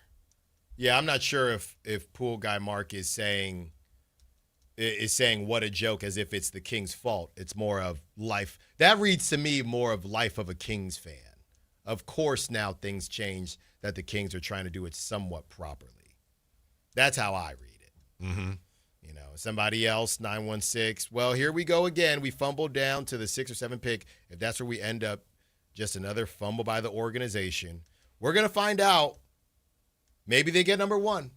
I have seen to put an optimistic spin on all this. There we go. You're not usually like that. Well, not There we go. All the time. I've seen a lot of people say, if there are basketball gods, this should be the lottery order. And every time I've seen one of those posts, the Kings have the 1st or 2nd pick. I think some people are looking at, people cannot stand how the Jazz went about it, how the Wizards went about it, how the Nets went about it. And the Pacers are getting a little bit of hate now, not as much. But I keep seeing Kings 1, maybe Pacers 2. People don't like the way the Nets and Wizards and the Jazz have gone about it. Now, we don't know if the basketball gods are going to be in Kings' favor or not, but it is a bit surprising to see people actually want to see the Kings, because that flipped. I don't have any problem with the way any teams did it. I know you don't. It's the smart way to do it. We know. Yeah. And you don't either, because you wanted the Kings to do it too. That's one thing I don't get if you're going to say, and I don't know who exactly is saying this, but, the Kings blew it, but, those other teams, boo, they were tanking. That's terrible. That's fair. That's one of your most fair points I've heard. Okay, thanks. That's actually a good point. You might have me on that one. But there is a difference, Whitey. There is a way to go about it. There is. And not to you, right? But to me, the lines that were crossed for the Jazz, I don't even know if the lines were crossed for the Nets. They were also pretty bad. Mm-hmm. But speaking of, and this might pop up in our In Style, Out of Style at 4:45, you had Michael Porter Jr. basically saying, after the All-Star break, I didn't try as hard. He said that in an interview. Yeah. Jay has been working on getting a couple guests on today. He's been working on Hunter Pence. He's been working on Ron Harper. He has one of them. And one of them will be joining us next. Come on, Ron. Right here on Sactown Sports. The Drive Guys with Kevin Gleason and Alan Stiles. For the second straight offseason, the Sacramento Kings have been linked to Raptors guard R.J. Barrett. Should Scott Perry make a move to reunite with his former draft pick? Is Keegan Murray a potential trade candidate to make that happen? Get the entire breakdown from the Matt and Kayla Show at SactownSports.com or on the Sactown Sports app. Your exclusive home for Kings basketball. Sactown Sports 1140. There's a lot of uncertainty in the world right now. Rising energy prices, fragile supply chains, even threats of food shortages. It's no surprise that millions of American families are starting to take preparedness seriously. That's why My Patriot Supply created Family Preparedness Starter Packs. 1 full week of food for everyone in your family. Plus water filtration, cooking tools, and backup power. All for as little as $100 per person. Go to MyPatriotSupply.com to get prepared today. That's MyPatriotSupply.com. Get a $15 O'Reilly gift card after rebate when you buy 5 quarts of Mobil 1 full synthetic motor oil at O'Reilly Auto Parts. O'Reilly Auto Parts. Support comes from Amazon Business. Unlock smart business buying with fast, free delivery on millions of items and practical AI innovations that automate repetitive tasks so you can make smarter decisions faster. Learn more at amazonbusiness.com. This deer season, John Deere wants to give you the home field advantage. We're bringing you the best offers of the season, whether that's cash off on select new machines or a shot at the ultimate Major League Baseball prize package. Because right now, you can enter for a chance to win an MLB All-Star experience for you and 3 friends, complete with travel and lodging for All-Star Week this July. Deer season is going on now through June 3rd. Visit johndeere.com/deer season to enter and view the offers and complete contest rules. Major League Baseball trademarks used with permission. Join us at Camping World's Red, White, and New Trade event, our biggest trade event of the year, May 14th through the 17th. Trade in your RV and get the highest value guaranteed. Then upgrade for less with new RVs starting as low as $94 a month. Plus, take 25% off select maintenance services. Save up to 40% on camp-ready must-haves. And enter to win a new RV. Don't miss the Red, White, and New Trade event at your local Camping World, May 14th through the 17th. We'll see you there. On top of home and auto, Progressive protects your boat, RV, and motorcycle so you can explore the unknown. Actually, we just take the RV to the same campground every year. Well, maybe you can catch your own dinner on your boat. Oh, we can actually get pizza delivered there from this brick oven place we love. Will you at least try a new topping? Honestly, probably not. We kind of have a go-to order. Fine. Just bundle home or auto insurance with your outdoor vehicles with Progressive and stay protected when you go, I guess, where you've gone before. Progressive Casualty Insurance Company and affiliates. Not available in all states or situations. Join us at Camping World's Red, White, and New Trade event, our biggest trade event of the year, May 14th through the 17th. Trade in your RV and get the highest value guaranteed. Then upgrade for less with new RVs starting as low as $94 a month. Plus, take 25% off select maintenance services. Save up to 40% on camp-ready must-haves. And enter to win a new RV. Don't miss the Red, White, and New Trade event at your local Camping World, May 14th through the 17th. We'll see you there. The Travel Guys, new on KHTK 1140 every Saturday at 11 a.m. We'll make you a smarter traveler. Tips you can use on the road and at the airport, plus reports from top consumer advocates. The Travel Guys, 11 a.m. on Sactown Sports 1140. Capital Casino is conveniently located in downtown, 411 16th Street, and has been a part of the greater Sacramento area for over 20 years. They offer the best variety of games in the region in a safe and friendly environment, and there's plenty of parking, all well lit and monitored by security. Come have a great meal at the cafe and restaurant inside. Capital Casino has the best food, the best service, and the best action, but please always remember to gamble responsibly. 1-800-GAMBLER. Trust EB Stone, where 100 years of expertise means your garden thrives naturally. Try cactus and succulent soil mix and Sure Start or all-purpose fertilizers. Visit ebstone.org for a location near you. EB Stone, for the life of your garden.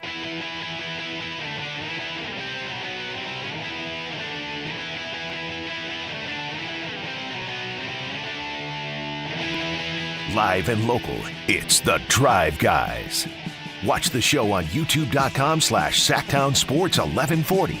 Or listen on the Sactown Sports app. I'm not sure who Alan thought we were going to have coming on here, but our next guest is a 4-time All-Star, 2-time World Series champion. Alan, with your club, with your beloved San Francisco Giants. Let's go. Yeah. Now an outstanding Giants broadcaster, Hunter Pence, is going to join us in just a second here. Jay is still going over some of the preliminary stuff with him. Did I have you going a little bit, though? You did.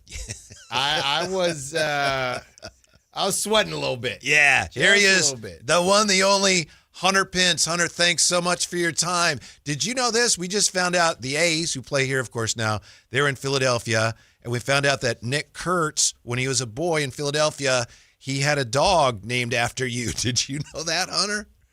I did not know that. I mean, I did get to interview him once when he was in college, and that was super cool because he was a big prospect, but that's really sweet. I did not know that. Yeah, big Philly fan. I think Chase Utley, and he had a cat named after Bryce Harper. So anyway, okay. We appreciate your time. Hey, I know a lot of broadcasters say this, kind of cliche, but I'm curious. Does the game look easier from the broadcast booth than it did when you were actually playing it? 1,000,000,000%. It's like it looks so much easier. It's so easy to forget how difficult and how many times you messed up in your career, and it 100% is a very easy trap to fall into. Hunter, we keep hearing everybody go back and forth. We're in early May. Obviously, the Giants, 6 games out of the wild card. To you, when is it no longer, quote unquote, still early? Yeah, I mean, I think we're a little bit past like super early. It's semi early, but this is a healthy chunk. And do I like where we're at right now? I'm pretty shell shocked, I guess is the word to describe it, because when we went into this season, there's no doubt this is one of the most veteran lineups that you're like, oh, we have a deep lineup. We have guys that have hit for years, that are expected to hit, that have done really well, and they're just a lot of these guys are really cold. Minus a Rise who's now a little bit hurt, and what Casey Schmidt's been able to do, but there's been a lot of like nice things. They've executed the small things, and like the controllables have seemed really strong to me compared to seasons past. It's just a lot of these guys that have hit and have track records of hitting are all cold at the same time. So it doesn't feel still early to me. I know that was a long-winded answer to your question. The great Hunter Pence, nice enough to join us. What would you guess, or I'm sure you've talked to him, what do you think is the trickiest thing about adjusting to the majors for Tony Vitello? I think just the fact that he never played professional ball. I think he has a lot of success in college ball and tremendous amount of he's really impressive and really smart and can definitely help. But just having no experience, I think, is the biggest challenge, and jumping that kind of mental hurdle, emotional hurdle, and establishing kind of what a big league manager has to establish, which is commanding respect, to make tough decisions, to be able to keep people accountable, which I think he's done all these things tremendously well with how he's played it out. So for me, I think it's just the fact that he hasn't had any professional time. And Hunter, we have, Alan here played at Temple. He played college baseball. Jay played college baseball. Just losing more games, right? Because you play more games. That's got to be a huge adjustment.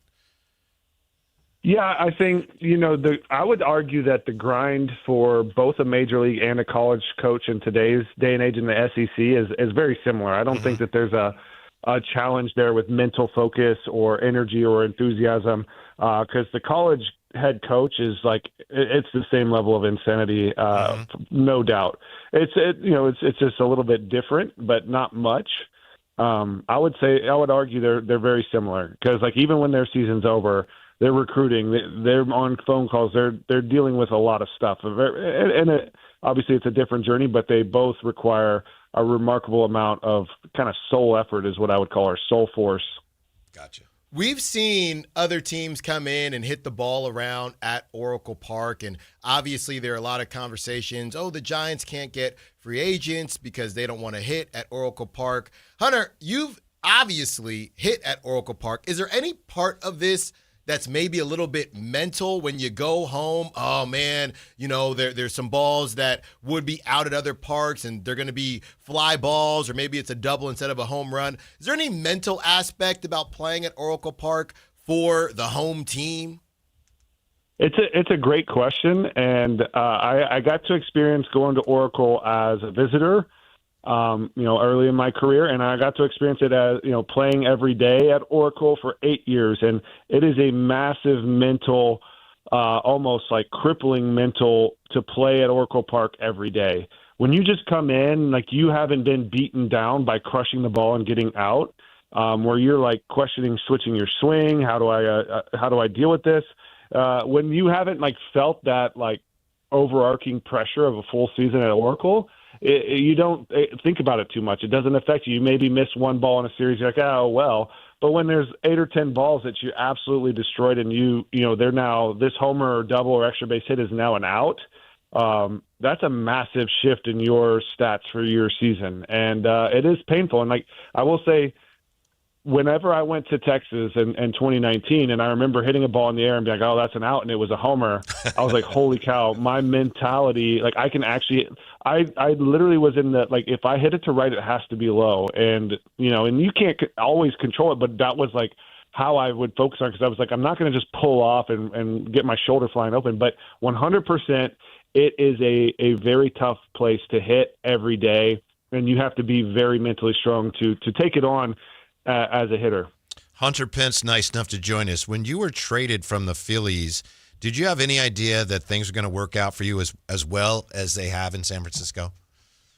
No, I definitely did not. I had always loved San Francisco, and like I loved coming here because I thought it was just such a fun city, and I enjoyed getting up and walking around the city, and it's just vibrant and different and really attractive to me. I've always like kind of enjoyed the vibe of it.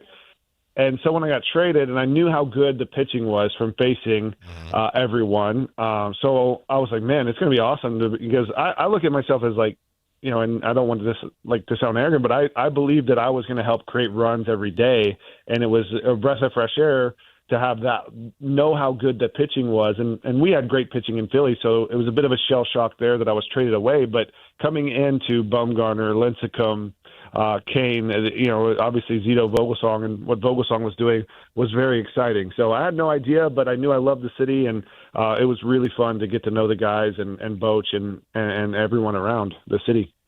All right, Hunter, I know that you've seen some good times and you've seen some tough times. The Giants off day today. They get back after it tomorrow against the Pirates. How do they hit the refresh and try to start this thing anew? Well, one, you don't really have another option. There's no other option. Like, the season's not going to just end, and you have to just figure it out. And to me, yeah, it like I said, it's a bit of a shell shock, and as it continues to not go your way, you can either shrivel up or you can keep pushing, keep picking yourself back up, keep bringing the body language, keep bringing the enthusiasm. And this is a group that has a lot of heart, that enjoys being at the field, that wants to play every day. So all of these things are awesome things as a fan, as a person that's a part of the organization, to watch and root for this team, to be on the broadcast, and to see them kind of lose when they're doing a lot of the little things right is really gut-wrenching. So for me, I'm just like, I don't even know what to say other than like these guys like Chapman and Ramos is doing okay, but Devers and Adames, like if they can get it going, and I think there's more in the tank for even a Ramos and a Jung-Hoo Lee. I think he's shown sparks of it. If some of these guys can get hot, they really have a chance to rattle off a big winning streak and to get us back going again. But I'm hoping to see that soon. But it is definitely sad to see it over and over. Just the losses pile up on them. HP, kind of a double question for you. We talked about hitting and how cold the Giants are. One, ABS system. What's your thoughts on that, of course? And then second part of it is man, you hit 300 4 or 5 times, high 290s, 280s, career 280 hitter. What's your take on the averages being super low right now? Rise look like, he's in a running for the batting championship yet again. What's your thoughts on the below the Mendoza batting averages these days? I mean, you do have to respect like the science of the pitching and how good the arms are these days, the defenses and all of the kind of the data analysis of where they're putting their defenders. But so I don't want to be like, oh, in my day or these day hitters are terrible. Like, I'm sure that it's just the game is elevating and changing, and but yeah, I mean, I'm an OPS believer. So as far as like average, I really believed in that when I was young until I like dove in. But OPS, in my opinion, is one of my favorites because it's how many bases are you getting per at bat. It's what's your on base plus slug, and that like number will show you kind of how many bases they're getting per at bat and what kind of damage they're doing. So whether your average is 200 and your OPS is, if you're in an 850 OPS, find a way to get there. But if you're 200 and you're hitting singles and you're not getting on base, like that doesn't make much sense. So for me, it's about how do you produce runs? Are you fast? How can you change the game? You need to be fast or have power. Those are the two things that need to be existent within your game. And as far as the ABS, you a fan? Or are you still holding out? Massive fan. Yeah? Oh my gosh, I love it. It's so fun to watch as a fan. It's so fun to watch as a player. I do think that it's a little bit tough that when you're announcing a game, you don't have the box and the fans do. So you're like, well, I have no idea. Like, we don't know. Y'all know. And we're like, man, we look like we don't know what we're talking about. So try to hang back there. But I do love the ABS. I love seeing the skill of the players, the catchers, the umpires as well. I think it elevates everyone, and I think it's fun to watch. Hunter Pence, this has been a lot of fun. We appreciate your time very much. Good luck to your Giants going forward, and we hope to talk to you again soon. I really appreciate you having me. Thanks so much for the patience, and glad that we got to connect. Yeah, absolutely. The one and only Hunter Pence. Thanks, Hunter. Yeah. Thank you, guys. Take care. You too. Well, he gave you a great question. Oh, yeah. Me and Hunter. I've been trying to tell you guys about OPS. I have. I have. I'm a big OPS. Asking about WOBA. I'm not a WOBA guy. I'm still not exactly sure what it is. But speaking of baseball, when we come back, we have a very interesting, to say the least, very interesting update on the Las Vegas A's. Next on Sactown Sports. For the second straight offseason, the Sacramento Kings have been linked to Raptors guard R.J. Barrett. Should Scott Perry make a move to reunite with his former draft pick? Is Keegan Murray a potential trade candidate to make that happen? Get the entire breakdown from the Matt and Kayla Show at SactownSports.com or on the Sactown Sports app. Your exclusive home for Kings basketball. Sactown Sports 1140. Finding great candidates to hire can be like, well, trying to find a needle in a haystack. Sure, you can post your job to some job board, but then all you can do is hope the right person comes along. Which is why you should try ZipRecruiter for free at ZipRecruiter.com/free. ZipRecruiter doesn't depend on candidates finding you. It finds them for you. Its powerful technology identifies people with the right experience and actively invites them to apply to your job. You get qualified candidates fast. So while other companies might deliver a lot of hay, ZipRecruiter finds you what you're looking for. The needle in the haystack. See why 4 out of 5 employers who post a job on ZipRecruiter get a quality candidate within the first day. ZipRecruiter, the smartest way to hire. And right now, you can try ZipRecruiter for free. That's right, free at ZipRecruiter.com/free. That's ZipRecruiter.com/free. ZipRecruiter.com/free. ZipRecruiter. This is the sound of Jack, buzz cutting his way to a small fortune. To Jack, every time he cuts his own hair, that's $50 right in his pocket. If Jack sees DIY buzz cuts as a saving strategy, Wells Fargo is right behind him. And with their mobile app, tracking his savings is easy. Oh, ouch. However you make money work, we can work with that. Mobile carriers' message and data rates may apply. Wells Fargo Bank, N.A., member FDIC. Country in the Park is back this weekend at Cal Expo. Miranda Lambert, John Party, Chris Young, Turnpike Troubadours, Dylan Scott, and more. Line dancing live DJs, Mechanical Bulls, huge festival area, and food trucks. Tickets start at only $68. Country in the Park this weekend, May 8th and 9th at Cal Expo with Carl's Jr., RVs of Sacramento, and Atkins Family Vineyards. More info at CITPFest.com. Thunder, feel the thunder. It's the energy all around you. Lightning and the thunder. The thrill of the moments to come. The flash of lights. The rush of pure exhilaration. The roar of the crowd. See it, hear it, feel it. Feel the thunder.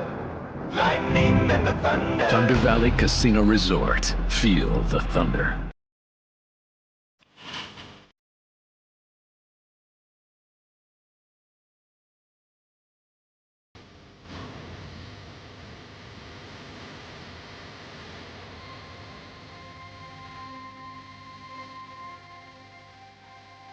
The Drive Guys with Kevin Gleason and Alan Stiles on Sactown Sports 1140. Campio says there is no bad-mouthing Posey.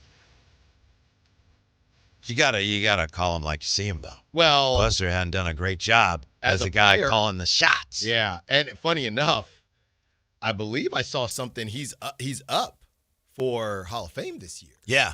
So separate. It's Go ahead not and a separate. No disrespect, because we're talking about the Hall of Fame. I have great respect Yeah. for anybody who had one at-bat in the majors. But I think he's the only first-year candidate who, I mean, I didn't even see anybody else about whom I thought, oh, man, Hall of Famer. So Yeah, I'm looking here. This is the potential. Andrew Miller was pretty good for a while, but unless I'm missing somebody.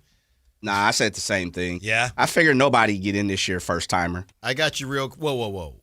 Buster's not going to get in. Think Buster's a shoe-in on the first one? I didn't say shoe in. I said he could get in. I think he could be first ballot. I think Buster could get in first. That's the Bay Area bias talking. Is it? Might be. Okay, here we go, guys. Yeah, this is a who's who. This is more of a Hall of Very Good. This is what this is. Jake Arrieta. Exactly. Jay Bruce. Is Drupal Cabrera. Starlin Castro. Wade Davis. My guy, Dexter Fowler. Love Dexter. Todd Frazier. Shout out Little League. Brett Gardner. Let's see, who else here? John Lester? Definitely not. John Lester? Okay. And he came over to A's and choked that series off. 2014. Mitch Moreland? Oh, he doesn't throw over to first base. I wish we do that. Oh, I forgot. Just based on that. Up 4 runs. Yips. 4 runs.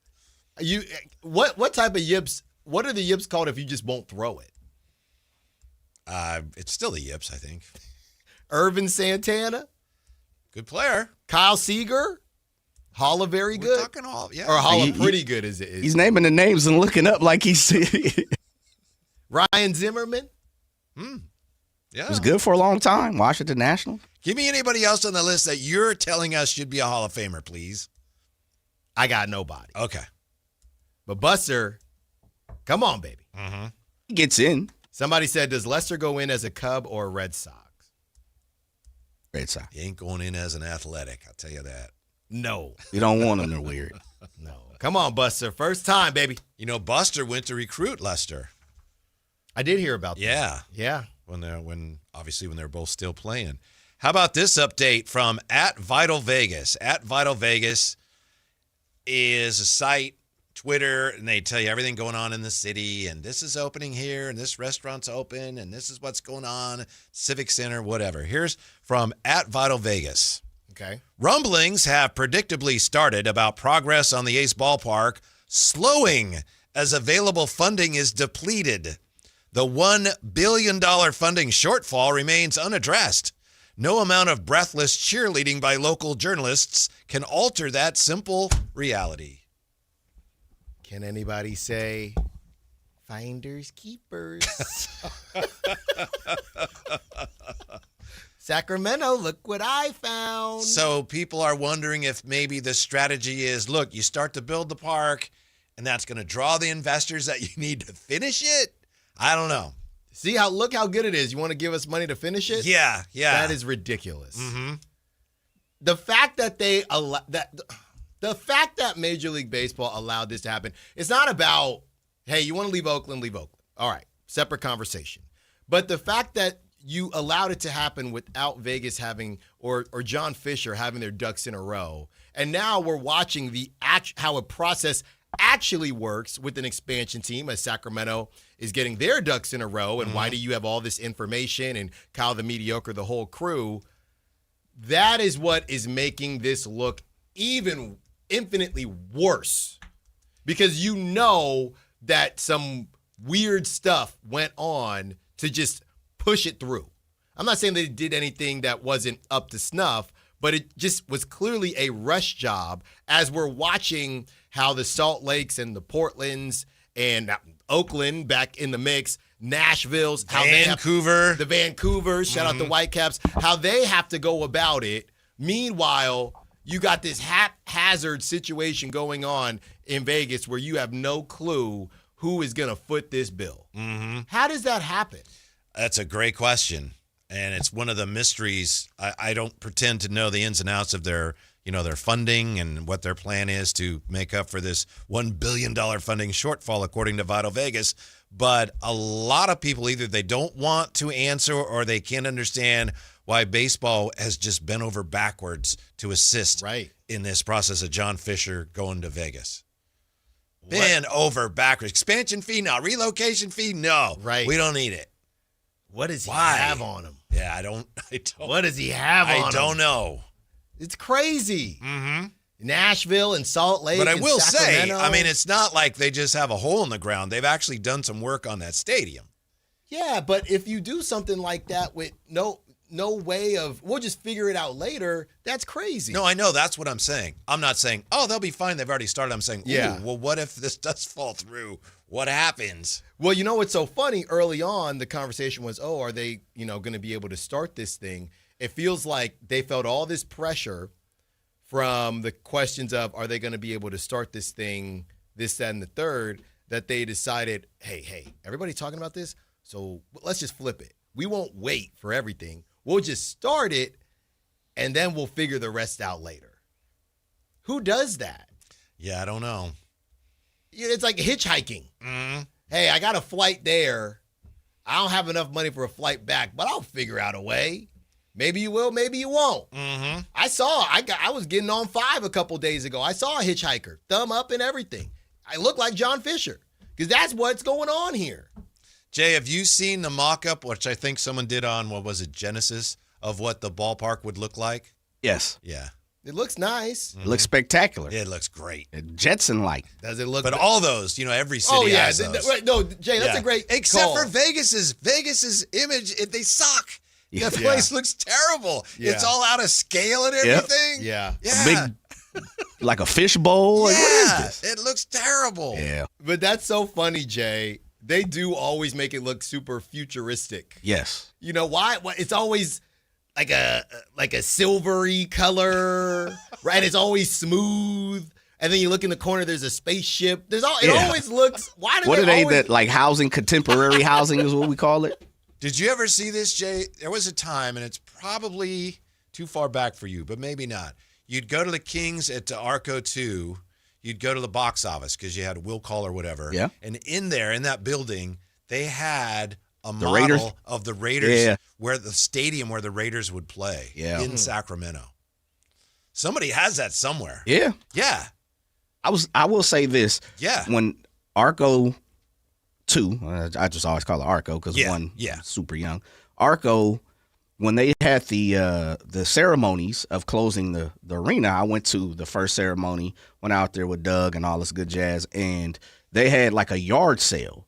And so you could go through. They had a big tent. It was raining that day, and you could get whatever. I mean, they had shoes and merch and all kinds of stuff. But I went in. So me and Doug are walking through the arena, and I'm getting like Kevin Martin locker room signage, So I'm looking for that Raider thing, and I'm like, "Where's this at? Where's it at?" Like, oh man, we can't go in that area. I said, man, so I had to pull a power call. Somebody walk me into the box office and let's see if I could get this figurine. It was gone though. I'm pretty sure the Kings have it. Because that was supposed to be right next to the Yes, basketball arena, correct. right? Yeah. From all accounts, it was a done deal. Whoever you ask, there's some names, I won't throw it out, but it was done. Yeah. I've had people tell me that too. It's like, it was no, over. You don't understand. It was done. Personal things just got into the way. And they actually poured the concrete for the stanchion for plate. the Yeah. Yep. Yeah. Wow. That's why they're saying you could turn that into a stadium out there. The foundation for it, right next to Arco 2. Man. Yeah. That could have been been crazy. Mm-hmm. You would have been a Sacramento Raider fan, Alan. That's what I am right now, technically. Technically, I am. I will say this about the A's thing real fast, though. Yeah, please. They got the $350 million Nevada bond deal from the governor Lombardo, and we all knew they were looking at a $750 million to $1 billion gap. And people have contemplated because the city of Las Vegas has not given them $1. The state has given them $1. So I think for me, fellas, I think Vegas is one of those places where so much money that baseball and or Vegas is going to save John Fisher. And I think that's what if that report is somewhat true, I just think baseball is not going to allow the black eye, the one eye Willie situation. They're just going to throw the money and figure it out. And then they'll probably come to John Fisher and let's make a deal. We own a percentage and you kick it back. I don't know. They've bailed them out at every turn to this point. Why would they turn their backs on them now? Very true. Yeah. Now it would make them look bad. So they're covering their own rear end at this point. Yeah. When we come back, Ja for Levine. Is that really a thing? Next, Sactown Sports. The Athletics may be headed to Las Vegas, but is Sacramento emerging as a candidate for a future expansion team? Hear the entire conversation with Forbes senior contributor Maury Brown on the Drive Guys at SactownSports.com or on the Sactown Sports app. Your local sports leader, Sactown Sports 1140. This is the story of the one. As a safety manager at a manufacturing plant, he does everything he can to keep his coworkers safe. From finding ways to reduce risks to keeping safety supplies in stock. And for that, he relies on Grainger. Grainger offers a broad range of quality products and next-day delivery, so he can always play it safe. Call 1-800-GRAINGER, click Grainger.com, or just stop by. Grainger, for the ones who get it done. When life calls for a little extra, a kitchen upgrade, paying off debt, or that dream vacation, Valley Strong Credit Union is here to help. With a Valley Strong home equity loan, you can tap into your home's value with competitive rates, flexible terms, and local guidance you can trust. Get approved in as little as 5 minutes, with funding in as few as 5 days. Your goals are within reach. Visit valleystrong.com to get your offer today. Valley Strong Credit Union. Grow your possibilities. Equal housing lender, NMLS number 456506. Did you try my Colombian tamales? They're delicious. Yes, but the Mexican tamales I brought are better. Colombian tamales wrapped in plantain leaves are unmatched, you know. But the Mexican tamales wrapped in corn husks are the authentic ones. At least we can agree that they taste better with Pepsi. Without a doubt. Can you pass me a straw? You mean a pitillo? Tamales deserve Pepsi. Is the volatility of the stock market driving you crazy? Is your retirement account sinking, yet you're getting older and you're starting to worry about, will I have enough for retirement? What about the money in the bank? These banks pay nothing these days. How do we get growth to get to retirement account? It's simple. Move into gold and silver. Want to know how to do it? Listen to my show, Striking Gold, with me, Kenny Michaels. I remember that every time my mom got dressed up, she put on the first piece of jewelry I ever gave her, a pair of quarter-carat diamond earrings. It was Mother's Day in 1978, and I'll never forget it. She said, "Oh, John, you shouldn't have." But her eyes and her smile said something completely different. That is a feeling we want you to have when she opens your gift from Prestigio Jewelers this Mother's Day. Even better, we guarantee you a credit account to make your own Mother's Day memory. I'm John Bubica, founder and president of Prestigio Jewelers, and I guarantee you a credit account today. KHTK HD1 Sacramento, KYMX HD3 Sacramento. From the Power Business Technology Toshiba Studios. This is Sactown Sports 1140.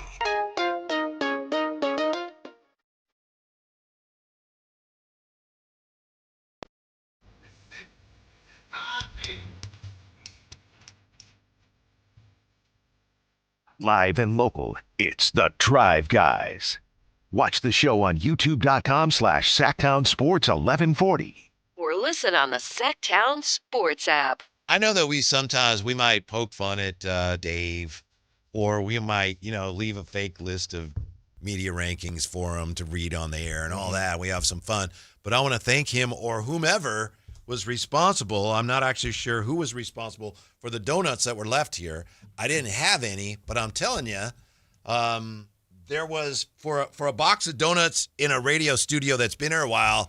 It was a pretty good selection. Mr. Styles disagrees with me, but for a box of donuts in a radio studio that's been here for hours, I'm not sure how many.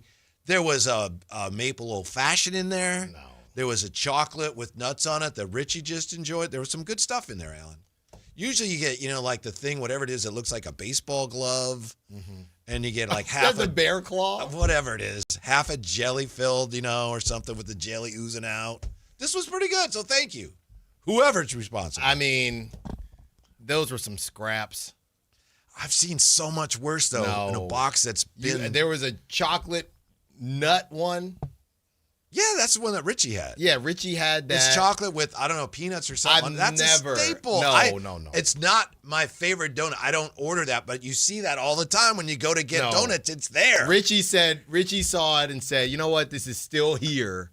I'll eat it. He couldn't believe it. No. He couldn't believe his good fortune. No.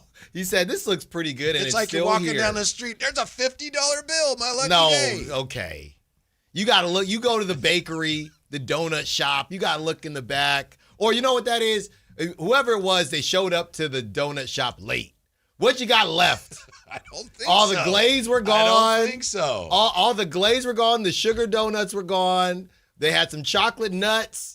They had a maple old-fashioned. You turned up your nose at maple old-fashioned, which is a top. They had a dry donut. They had a dry old-fashioned. You got to dip it and coffee so you don't choke on the thing. They did have something that had coconut on it. A little questionable. Dave, what time you show up? Who was that from? The mid? Y'all show up at 11 o'clock? I don't know where the they donut came from, shop. but I appreciate that they were left here for some of us. No, they knew. Did what you they were have doing. any? No, I didn't have any. I didn't have any either, but I appreciate it. No, I had a nice salad before the show.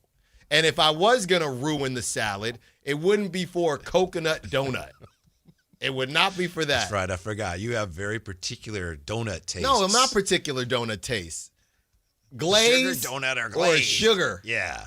The most American Those choices. are the same donut, the raised donut, just polished off differently. Yeah, that's right. It's the same freaking donut. It's the most American donuts that you can purchase. So on 4th cake of donuts July, are vastly superior to the raised. Any cake donut. Is that the or flat, old-fashioned. the old-fashioned? Yeah, they're like I need coffee. I need water. It's like a Popeye's biscuit. D-Dub 2021 here, the YouTube chat. Getting back to baseball. Love Buster, but compare his numbers with Thurman Munson, who is not in the Hall of Fame. Uh-oh. Who says that? That's D-Dub 2021. Is that your burner, Thurman? Talking about Thurman Munson? My burner? Yeah, No. Alan, you ever heard of Thurman Munson? No, that's not my burner. Come on, man. That's not my burner. Thurman You hear that, Munson. Jay, from D-Dub 2021? Yeah, it's a good point. Yeah. There's no Thurman argument. Munson was a great player. Was. I'm not even doing this. And I'm you not- might say, Mauer well, the comparison? huh? Is Mauer the comparison?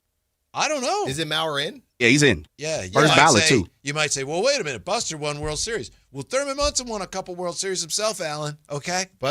I'm not doing this, man. Buster Posey is a Hall of Famer. If we want to have a conversation about first ballot, I'll have it. But whether or not he's getting in, guys, come on now. He does have that real, asterisk batting title that he won.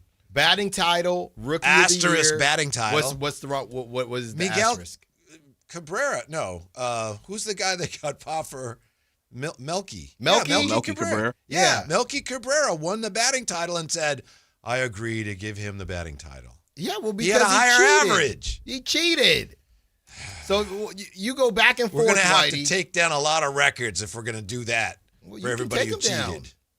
You can take him down. No, Mhm. that's all I'm saying. Remember the Milkmaids? Remember that? The fans? Melky Cabrera? Yeah, the people would dress up as Hey, milkmaids. another great Giant. Mhm. So, What? Melky? yeah, Melky. Yeah.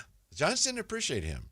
Then they No. had the pitcher, the relief pitcher, that also got popped, and the Giants supported him. Mm-hmm. And he got popped for a PED and said it was cough syrup that – no, seriously. Melky, they ostracized him. Right. But the relief pitcher, I'll think of his name, right-hander, and he said, you know what? It was cough syrup that I got from my kid, and I took some. And the Giants said, we believe him, and they supported him. And they backed him all the way, but not Melky. Hey, you can go back and forth on this, Whitey. Okay? This is from – because now you guys got me on this Joe Mauer thing. All right? Here you go. I got this from Reddit, literally Reddit baseball. And Joe Mauer is a Hall of Famer. Yeah, Is that what you're first saying? ballot. Yeah. Both MVPs, and the argument is they both played under 2,000 games, right? That's the comparison. Both their primes, Joe Mauer, 327 with a 139 OPS plus. I know Jay loves the OPS plus. Buster Posey, 309, the 136 OPS plus.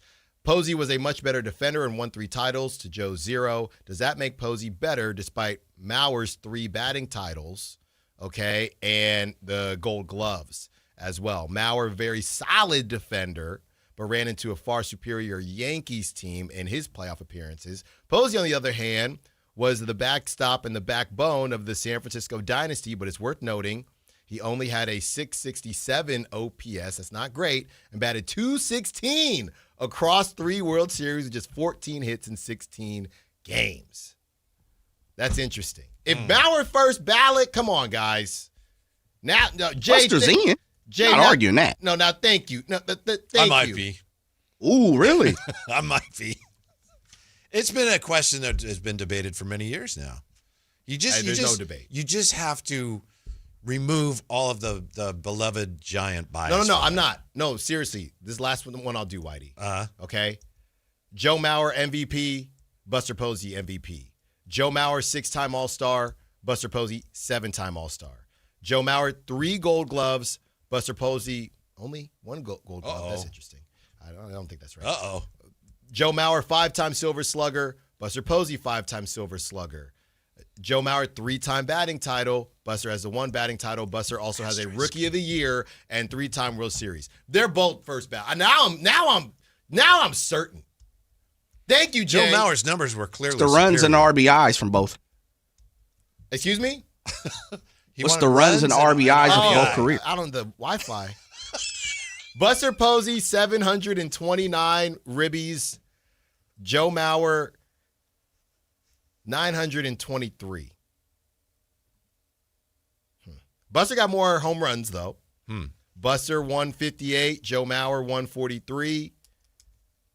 Yeah, it's just Joe Mauer, 2,123 hits.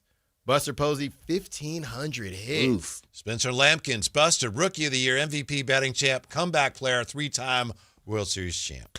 Yeah. Let's go, Spencer. He's a Hall of Famer. Mm-hmm. I'm not sure he's a first ballot guy. Hey, we're number 1. We're number 1. Before we get back to the Kings, 339-1140, 1-800-920-1140. It is time for Check It with TC. How are you today, TC? What's up? Uh-oh. No, not this again. TC. TC. No. I'm here. I'm here. All right, what's up? Hey, my bad. Yeah. Listen, my bad. I had y'all in my pocket, man. My bad, y'all. Alan, Whitey, let's start this over. Jay, thank you for putting me on. I apologize to everyone. I just called in because I'm talking about the John Morant talk, what I kind of been talking about. Our buddy Matt had the whole podcast going on with the guy from Memphis.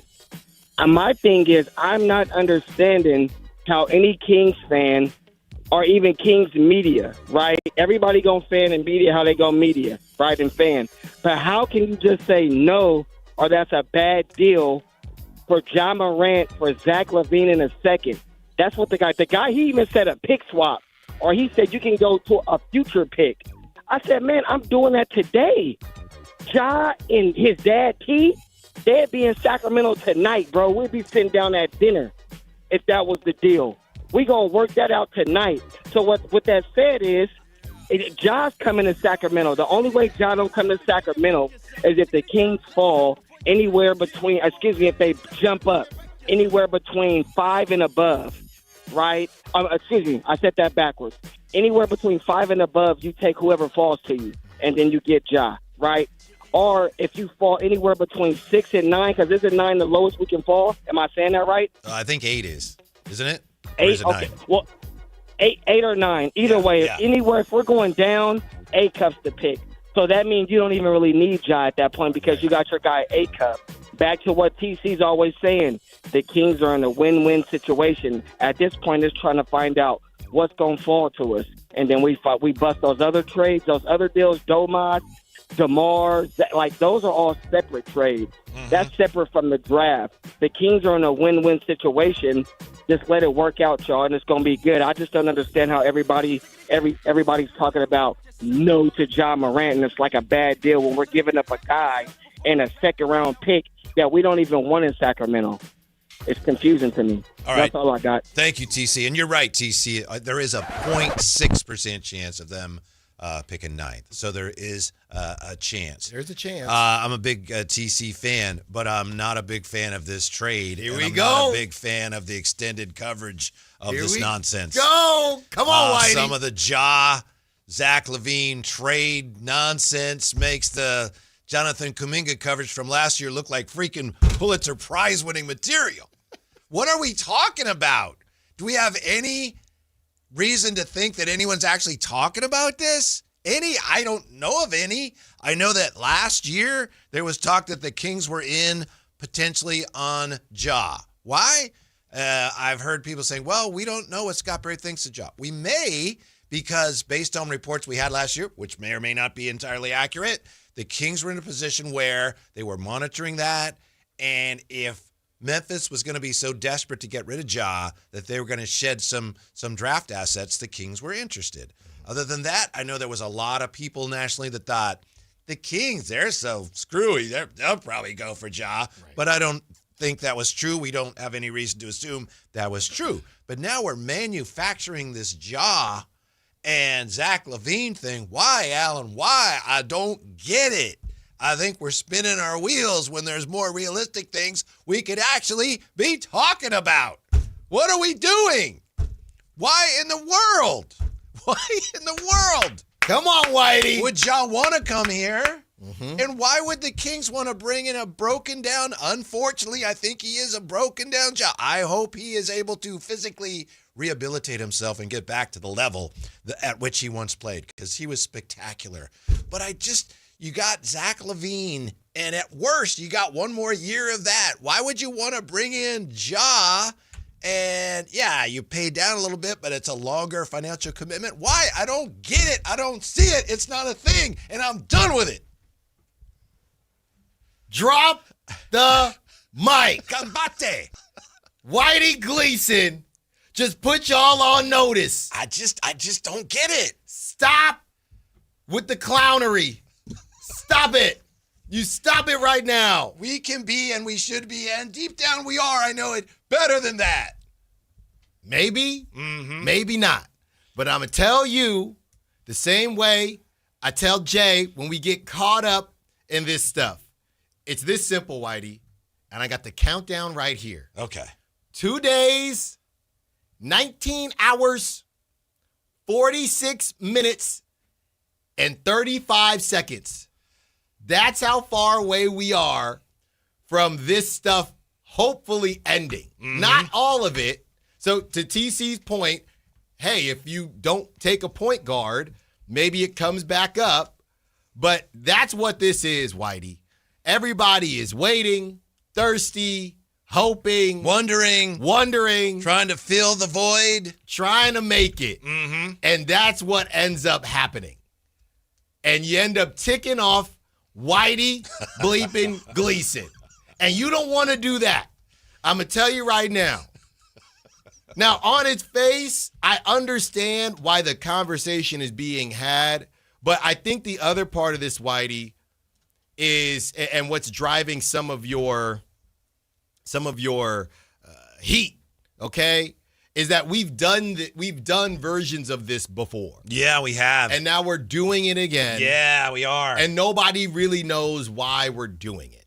And we don't have to do it. Y'all, we made it. Tomorrow's Friday. Some of y'all are getting paid, okay? We've made it. Just simmer down, get through the weekend. Saturday's going to fly by because it's the weekend, and Sunday's going to be here. By the way, TC says, I'm sorry I struck a chord, Whitey. TC, we were going to talk about it. No, yeah, TC. We were already, it was there, and you just led us right up to it. You did us a favor. He had it in the chamber, TC. You did us a favor. I walked in, and I said, what's up, Whitey? You ready for the show today? What's going on? Whitey looked at me and said, I can't do it. I can't do the Ja Morant, Zach LaVine thing. I said, well, hold on. Well, what's all this coming from? It's been posted, some clips going around, and Whitey said enough is enough. I'm not a big fan of the just manufactured, maybe that will happen. Okay. Let's do 2 days on something that, I don't know, maybe it'll happen. I'm not a fan of it, Jay. Agreed. I get it. Everybody's looking for things to talk about and say. What's up with the you don't like a hypothetical? A hypothetical is fun for like, hey, what do you think of that? Right. No? Yeah? Okay. What else do we got? No, not like 2 days. Complete waste of everybody's time. No, Jay, because you don't know this part. Because I don't know if you were here when we did the Kevin Durant thing. So Kevin Durant, it came out obviously, and it'll come back around, that Kevin Durant, obviously his time is probably over in Houston. So we started talking about Kevin Durant. Or you? Hold on. Kevin Durant and Russell Westbrook. So, Jay, I got two heart eye emojis in my eyes. Jay, I'm ready to cook for the next 3 days. We get through the segment, right? Everybody's calling in. We get home. I look at the rundown the next day. I text Whitey, hey, and I said, maybe we can keep the conversation going. Hey, Whitey, didn't see this on the rundown. Did you think there was any more meat on that bone? No, Alan. There's no more. There's no more meat on the bone. I'm with him. I said, okay. I mean, you change your mind. Yeah. Zach LaVine, Ja, same type of meat on the bone. Maybe a little bit more than obviously Kevin. Hypotheticals can be created in any different avenue. Right. And so we could create any hypothetical in the world. And that I'm with you, Whitey. It's like, yeah, it's not, there's no, I guess it's fugazi. There's nothing real to what's going on. No one of quality have said anything about it. I think it has its place, and maybe I'm too old school, but I don't care if I am. I think it has its place, and sometimes now, because there's just more time to fill and more space to fill, that sometimes we give it more time than we need to, in my opinion. Look, man, I love a good hypothetical. I know you do. I really do. I think that's why we're a good team. But I think we can come to a conclusion that, different hypotheticals have different amounts of meat on the bone. I'm a big fan of, hey, there's a report that these teams are talking. Mm-hmm. You do have to examine, well, where's that coming from? Right. Is it one of Alan's sources, or is it, a legitimate source? Whatever, See, why am I in this? Jay, like that meme? Now, why am I in if it's this? one of Alan's sources, then we got to talk about it. Why am I in this? But if it's just like, hey, I don't know, I might do this. Let me find somebody else. Would you do that? Yeah, I might do that. Okay, here we go. What's the problem? We all waiting, Whitey. 2 days. What is it now? Now we're down to 2 days, 19 hours, 41 minutes, and 20 seconds. But it all looks so blah, blah, blah, blah, blah, blah. If it happens, I will gladly buy a Ja Kings jersey. Okay. And I don't know, wear whatever. it backwards. Yeah, that's not. I mean, whatever else you want me to do. Okay. I'm telling you, Whitey, people do love hypotheticals, though. Yeah, they do. I'm telling you that right now. Too much, though. I think that's what Whitey is saying. But if you look at it, there's only 1 year left on the contract. No, go ahead. Because I know, some people are. They're engaged with this. So what it do was you got? So it was. The Kings are getting a second, I believe is what TC said. Yeah, that's another thing that is what he said. Right. But, okay, what? Yeah. But all right. So it's 1 more year than Levine, and if you didn't end up taking a point guard high in the draft, you could add him to the fold. So even if you got Debansa, you could still do it. And you say, hey, we're adding See Ja. what he's doing, Jay? What? Oh, you're right. Yeah, you go. But, it could work. No. I'm giving a hypothetical to the hypothetical. I know. I'm not doing the segment. I'm saying what it would be if I did the Kimberly segment. says Alan's source is Ron Harper. See, Kimberly. And I'm telling you guys right now, more people are liking my post where I say, hey, that's the whole point of the exercise, Mr. Harper. And I'm feeling uncomfortable. I love Ron Harper, but you were right here. I mean, I'm feeling uncomfortable. He missed. Yeah, and it wasn't. It wasn't my clearest post for sure, but people are agreeing with me. Yeah, and now I feel uncomfortable. Yeah, because now he's gonna see that. Like, I'm gonna get this clown. I'm going out. I'm bringing this clown down. Who's next? Where is he at?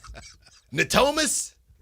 I'll be there at dawn. Mm-hmm. Man. Spencer Lampkins, I was a big jaw guy a few years ago, but he hasn't progressed. See, Whitey? Oh, when he was on the Grizzlies, that was a great, fun team to watch. Yeah.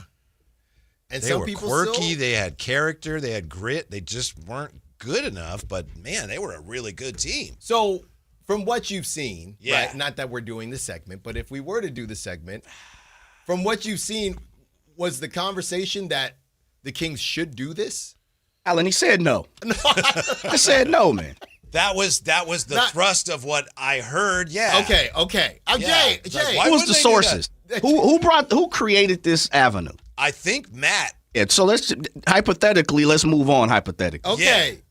Okay. Don't do it, Alan. Don't fall into the on his pit. pod, and they talked about it today. I And wanted like to say, I understand that. But there's some 2 to 6 listeners that might not know the premise of Yeah. your outstanding rant. They so had I'm the just guy- letting them know, Jay. But he gave you that. From the Grizzlies podcast, I had him on too. I saw that. Yeah. I saw that. So now it's You had him on? No, I did not. Now it's gaining momentum. Would you like to have a Grizzlies person? No. No.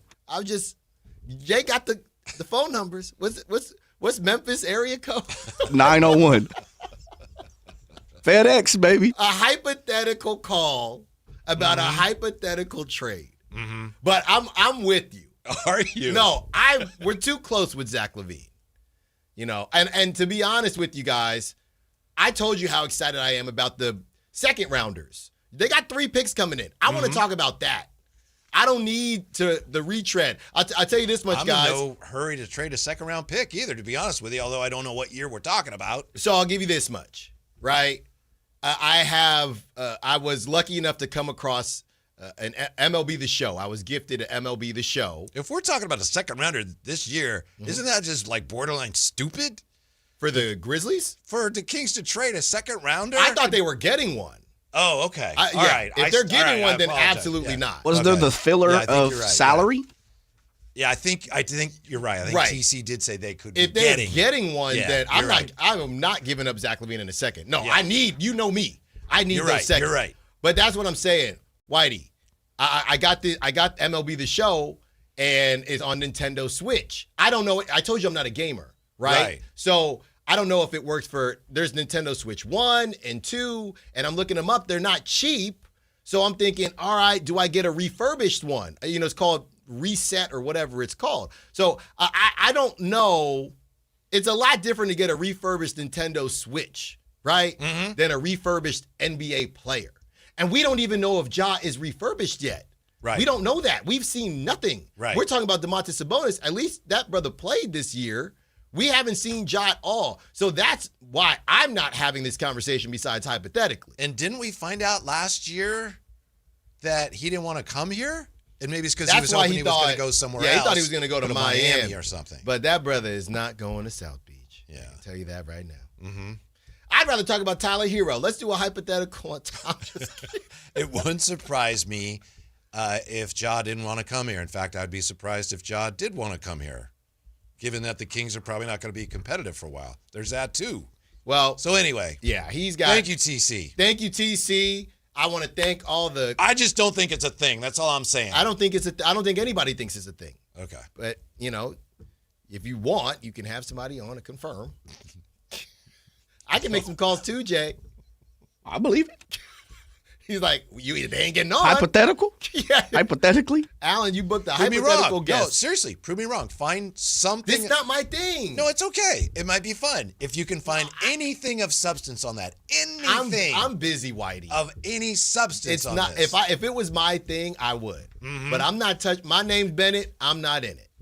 But if you want to have a conversation, we can have it. Maybe there is some other. You know, they have talk. Whatever it is. I'll make some calls. Hey, are you hearing this? Yeah.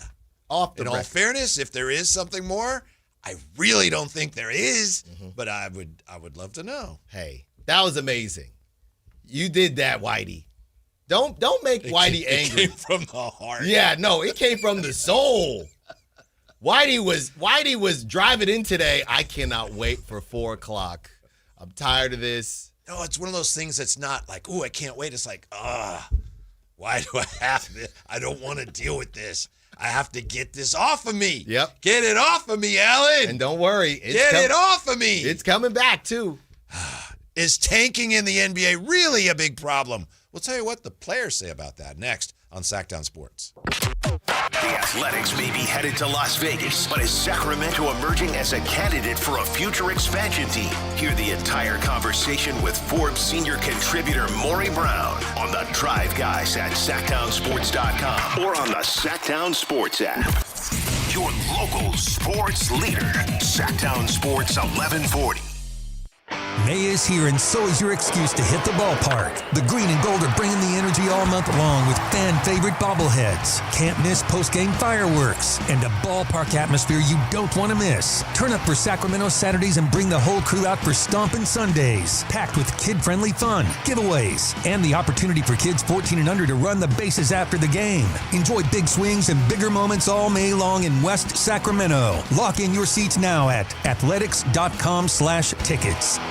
Your business moves fast. Your bank should keep up. At Valley Strong Credit Union, business banking is built for momentum with tools that help you manage cash flow, streamline payments, and fuel growth. Right now, there's never been a better time to switch. Open a new Valley Strong business account and get 3 months of business banking products and services free, up to $750 in value to power your next big move. Because when your business runs stronger, the whole Valley does too. Valley Strong Credit Union. Grow your business, grow your future at valleystrong.com/business. Snapshot from Progressive wasn't created for just anybody.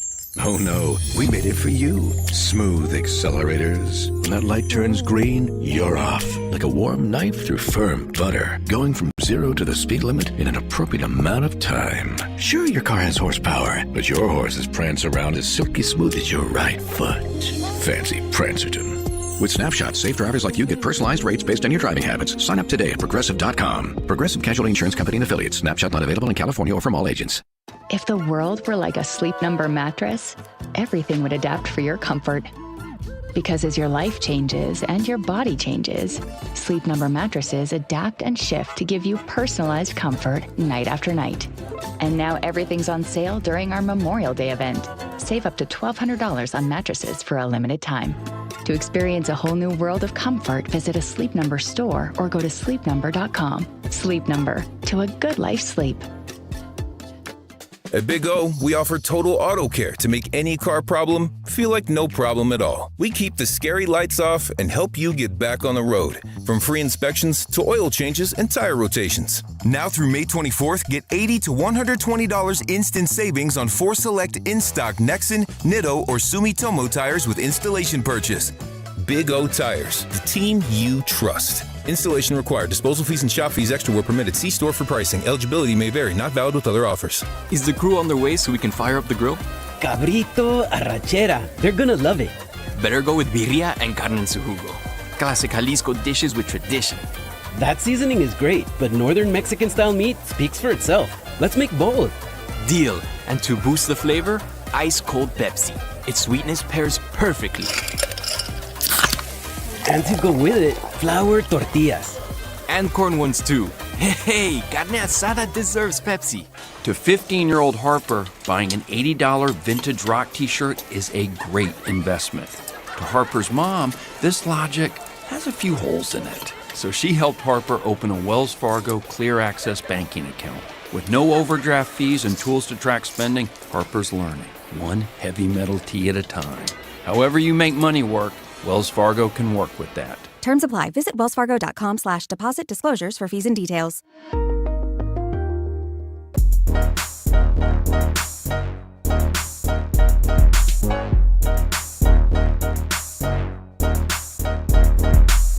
Your afternoon home for Kings Talk and so much more.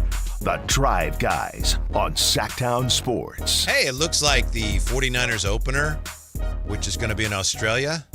Looks like we'll get to see that. Details still filtering in, but it looks like we'll get to see that on Netflix. I was just looking at enough with the Netflix stuff.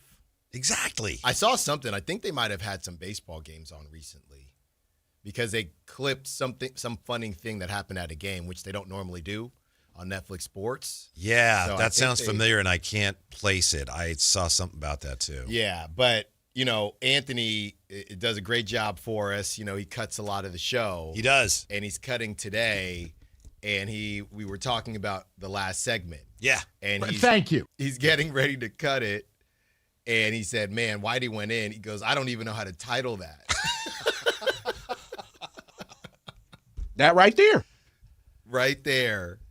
So, yeah, if you missed it, Whitey just gave he just flamed the earth on this. No, I gave my thoughts on the Ja Morant, Zach LaVine talk. That's all. Yes, he did. Yeah.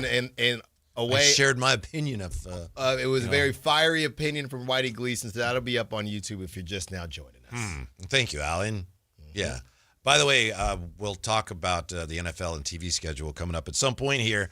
But, because of the new TV deal, they had some leftover games because they had those 2 games on Monday Night Football. Okay. Remember they used to have those doubleheaders? Yeah. Then they had the new TV package. So some of those games are like, whoop.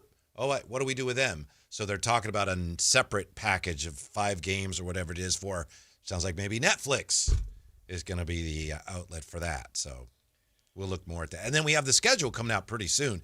But some are saying the schedule might be a little delayed because they have to figure out the whole who's showing those games thing. All I need to know is one game. Game of the year, right? That's all I need to know. Time and place. I was thinking about this, though. It's only the second time the Raiders will have been to Levi's. Was that the one? Was that the New Year's game the last time? No, that was there. Okay. Yeah. I think Kaepernick played against them. Okay. Yeah, I don't think it went well for your squad, as I remember. I'm personally hoping. I think I want it to just be a normal, 125 start. What do you guys think is the chances that it won't be that? Because I'm just thinking as far as trying to go, 125. I know everyone likes prime time, but what are the chances it is a prime time game? Because I'm hoping I'd be surprised if it's a prime time game. Okay, I'm hoping it's not. What do you think, Jay? Agreed. Okay, I just want a nice Sunday 125, and I'll go. I don't need. Monday does me no good. We're working. Thursday, take it off. I could see it being a Monday. I can see that too. Yeah. Or Sunday Night Football doesn't. I don't think so. Monday night. Oh yeah. What about see it Thursday? Yeah, I was gonna say Thursday. Thursday, I'm fine with. I'd rather it Thursday than Monday. We'll know soon enough. It should be out. It's usually out mid-May, so we're really close. Yeah, if I'm picking a weekday, I'd probably rather it be Thursday than Monday. Mm-hmm. Here's another quick look at the Athletics NBA Players Poll. How much of a problem is tanking? Mm-hmm. What do you think they said? The choices are, it's a little problem, it's a big problem, it's not a problem. And by the way, 159 votes cast on this one. Okay, so they wanted to talk about this. Some of these, most overrated, only 81 players. Well, here's what I think. Yeah, I would say... I'll give you the numbers. 43.4% for one of the responses. The other two tied at 28.3. I'll go 43, little deal. That's correct. It's a little problem, 43.4%. It's a big problem, and it's not a problem, 28.3%. Yeah. One player said, I'm salty on this one. I think the league needs to do something about it. Said another, it is very terrible. I've seen some things where people say it's a tournament for teams that are in last place. Another team says tanking kills the league. You shouldn't be rewarded for losing. But the majority of players responding said it's a little problem. Well, it's so funny. We don't know who answered what. So how do you answer this if you're on a tanking team? Yeah. Like what would a young player on the Kings say? Might say it's terrible, Yeah. One player said it's kind of gone on forever and the league's been fine.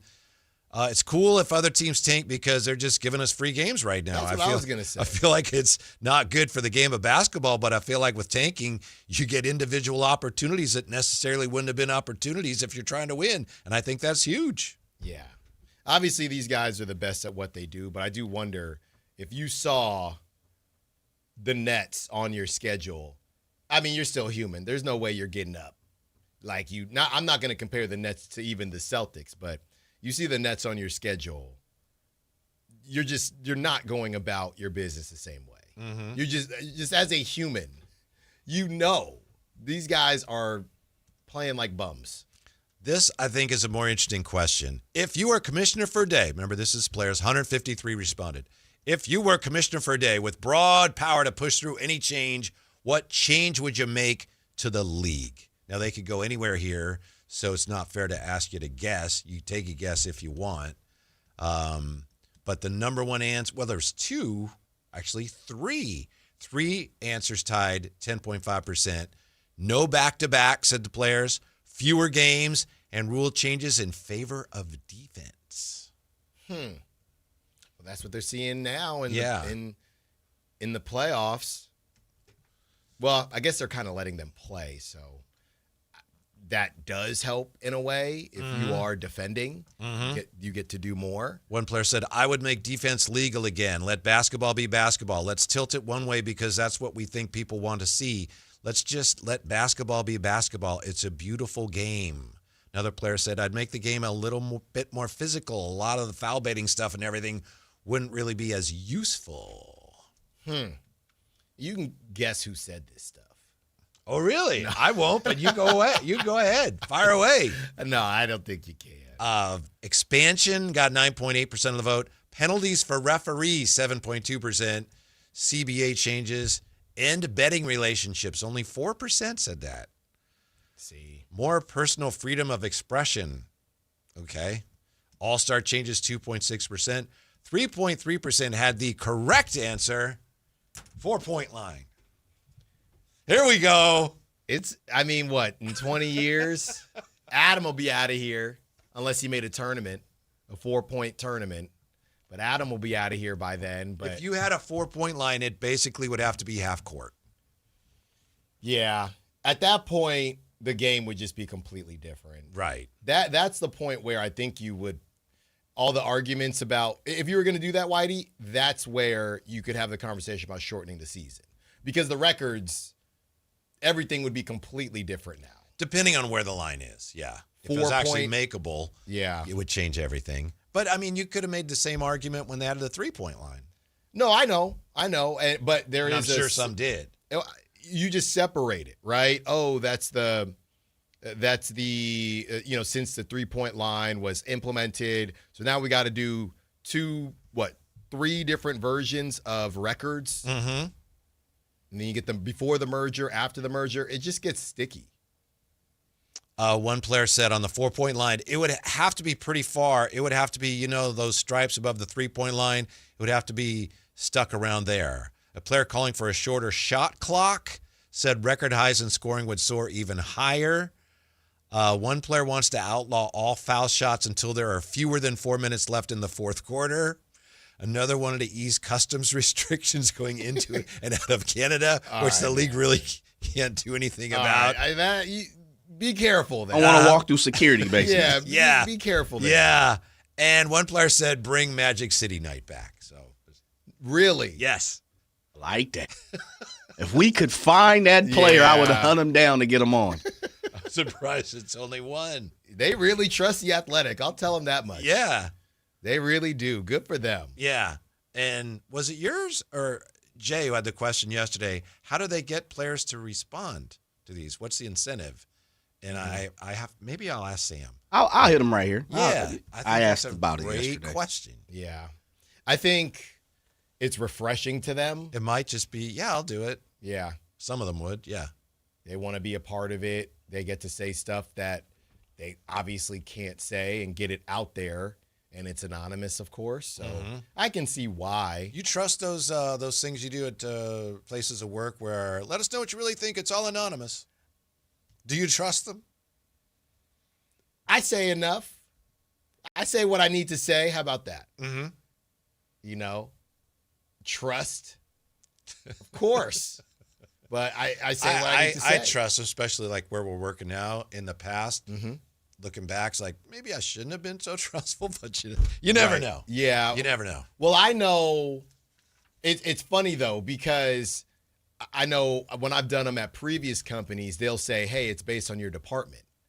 And I'm thinking, there's only 6 people in my department. You know what I mean? If you're too detailed, they can use process of elimination. Right. And they would know that's got to be Allen, just based on there's only 7 people on the team. So that's where I have a feeling your responses to those kind of questions would be really easy to identify. I think so too. It would be about, hey, lunch is not the same as it's been. It would be very obvious. It'd be too detailed. What do we have coming up here? In style, out of style. That's right. And it's a full jam-packed in style, out of style. I do think we'll be able to fit everything in, but it's going to feature some things that we've talked about before, the Draymond, Charles Barkley, a little bit of a little bit about Jameis Winston popping back up, as well as Michael Porter Jr., and something that's just been kind of grinding my gears as well. Mm-hmm. In style, out of style is always in style. If you don't believe me, stick around. Find out next. Sactown Sports. For the second consecutive year, the San Jose Sharks will own the number 2 pick in the NHL Draft. With a talented young core of Macklin Celebrini, Michael Misa, Will Smith, and William Eklund, are the Sharks emerging as legitimate playoff contenders in the Western Conference. Your local sports leader, Sactown Sports 1140. If you want unlimited talk, text, and data on a super fast network, Big Wireless will sell it to you right now for as little as $70 a month. Or you can buy it from Pure Talk for half of that. I'm talking about unlimited talk, text, and data for just $34.99 a month. But wait, there's more. When you switch to Pure Talk, you'll be switching to an American wireless company that's committed to keeping 100% of its customer service in this country. I appreciate that. In fact, that's why I switched. I also appreciate the way they support our vets and our skilled workforce. Dial pound 250, say micro, and get unlimited talk, text, and unlimited data for just $34.99 a month. That's pound 250 micro. Stop paying twice what you need to pay for the service you want and switch to an American wireless company that actually stands for something. Pure Talk. Get in the zone, AutoZone. Welcome to Markdowns for Miles at AutoZone. Thanks. Is oil marked down? Save up to $15 when you buy 5 quarts and a filter. And fuel treatment? 2 for $9 on Lucas. Brake pads? Marked down to free. Free? Get free Duralast brake pads when you buy 2 Duralast rotors. That's several markdowns. For many more miles. Get in the zone, AutoZone. Restrictions apply. Why'd I go to the doctor? Working on the farm, my heart kept skipping a beat. I didn't think much of it, but my daughters made me get checked out. Turns out I have atrial fibrillation, which increases the risk of stroke about 5 times. Symptoms like irregular heartbeat, heart racing, chest pain, shortness of breath, fatigue, or lightheadedness can come and go. But if it's AFib, the risk of stroke remains. If you have symptoms, contact a doctor. I'm so glad I did. Visit notimetowait.com. Sponsored by Bristol-Myers Squibb and Pfizer. Capital Casino is conveniently located in downtown 411 16th Street and has been a part of the greater Sacramento area for over 20 years. They offer the best variety of games in the region in a safe and friendly environment, and there's plenty of parking, all well lit and monitored by security. Come have a great meal at the cafe and restaurant inside. Capital Casino has the best food, the best service, and the best action. But please always remember to gamble responsibly. 1-800-GAMBLER. Contractors, remodelers, you now have a great supplier to assist you with your next project. Nova Cabinet and Stone in Sacramento. They are Northern California's best kitchen and bathroom remodeling supply store. And Nova has the latest cabinet styles, a great selection of countertops, flooring, bathroom fixtures, and more. Visit their website, InnovaCabinetStone.com. Take advantage of their grand opening special, a $750 in-store credit. Stop by today, Nova Cabinet and Stone in Sacramento. No way, gas prices shot up again. I know, but I got us covered. So generous. What's your deal? What's my deal? I went to Metro and saved. Got 4 lines for just $25 each and 4 free new Samsung Galaxy A17 5G phones, and all on the T-Mobile network. Ah, how about we go to Metro today? Get that more for your money feeling. Visit your Metro by T-Mobile store. Just bring your numbers. Not available if you've been with Metro or T-Mobile in the past 180 days. At Power Business Technology, we're not another big box corporation. We're your neighbors, locally owned and operated. We know what businesses like yours need, from reliable printers to high-performance copiers. We'll help you find the right solution with personal service you just can't get online. Need setup or support? We're just down the road and always happy to help. Power Business Technology, family hometown service with big-time solutions. Contact us today for all your business printing needs at 844-POWER-BZ. That's 844-769-3729, or visit us at powercopiers.com.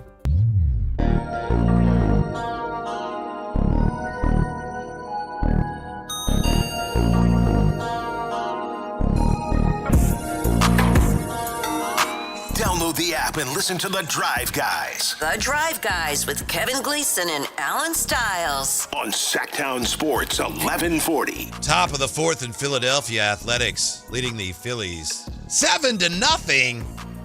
Shea Bangaliers went deep. He's so good. Back from his paternity leave. 7-0 in the fourth.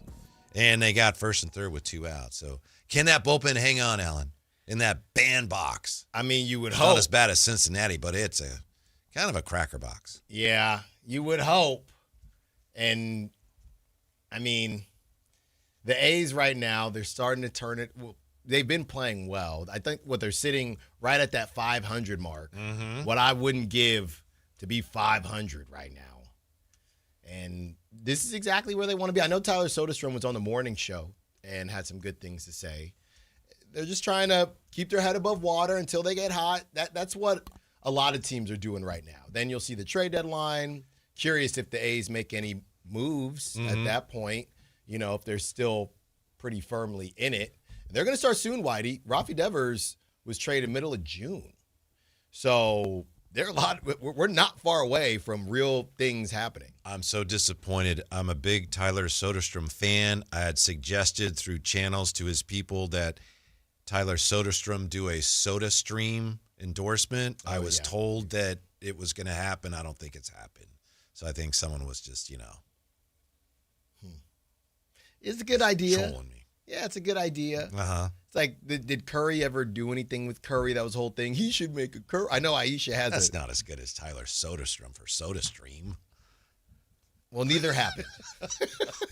What is going to happen now, Alan? Yeah, man, it is time. Come on, Jay, for In Style, Out of Style. Let's get it going. All right, guys. First In Style, Out of Style today. Draymond versus Charles Barkley. Now, we talked about this at the beginning of the show a little bit, and we talked about it a little bit yesterday when it first happened. The blowback has been ridiculous. I mean, everybody is talking about this, and Draymond has no defenders. Normally something like this happens. Well, Draymond did this, that. Everybody is defending Charles Barkley. Draymond was on Inside the NBA, and Charles Barkley sent kind of a shot at the Warriors in general, just saying teams don't win championships at 37 years old. Draymond comes back. Well, the goal is just not to look like you in a Rockets uniform, which some people thought was weird because Charles Barkley was pretty good on the Rockets. And the consensus, Whitey, I saw from Colin Cowherd and Bomani Jones and others, they just felt like Draymond came off a bit mean.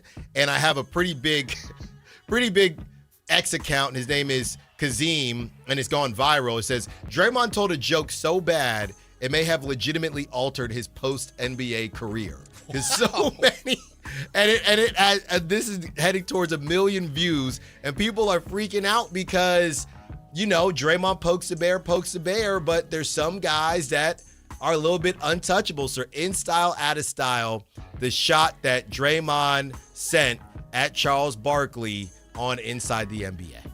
Do you think Draymond's a Hall of Famer?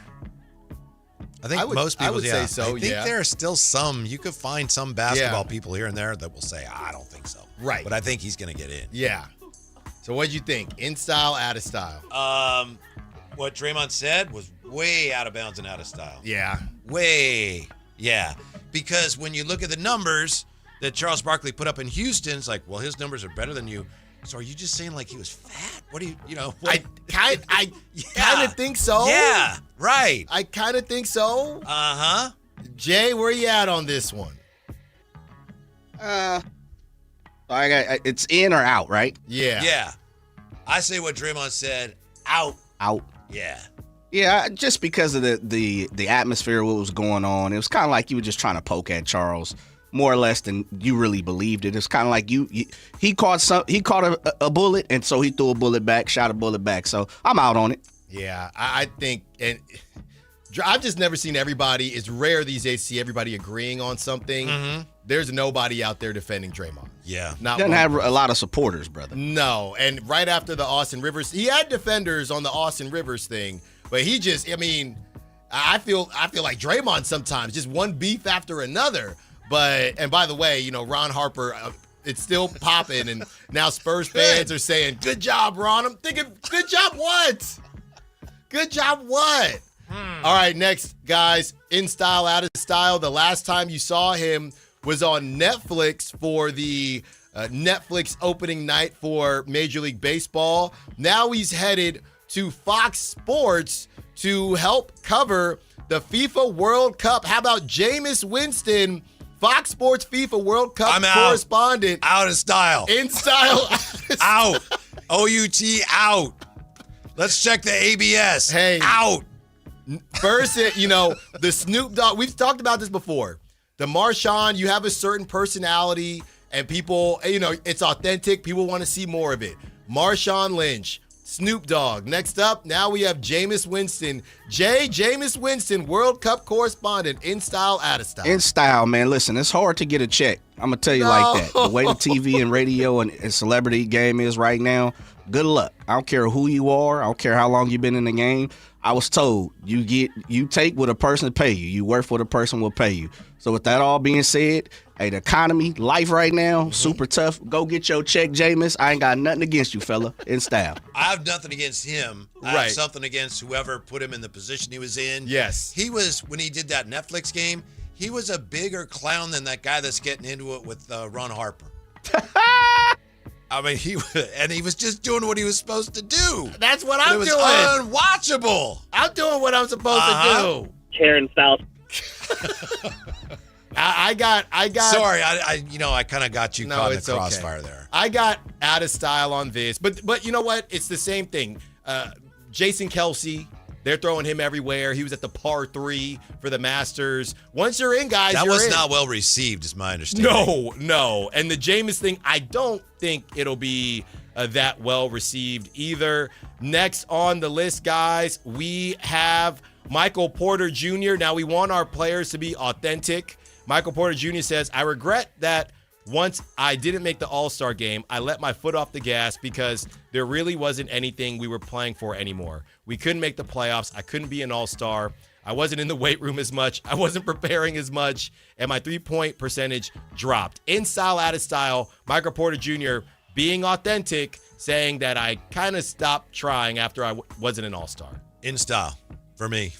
Because, all right, I mean, you can kind of see whether you blame him or not. I just appreciate that he's actually telling us what it was like. Yeah. What he actually thought. I think I agree with you. He's got to, that's on ownership or the GM say. It is the on coach. him, but Well, yeah, to say, hey, don't say that. But we asked for authenticity, Jay, so it's in style for me. In style, forthcoming, and we need more celebrities, more athletes to tell us the truth. And I think if we get the truth for some of these people, we'll have a better understanding what goes on behind closed doors, and we won't have hypotheticals. Yeah. 2 more for you, guys. The question is, did his brother's friend's bets have anything to do with his declining numbers? Hypothetical, allegedly. Okay, here we go. All right. You have one more, actually, and we're going to take it away from the sports for this last one, guys. All right. So here's the situation. I told you that we flew in at 5 a.m., right? We flew in at 5 a.m., and we get to the hotel.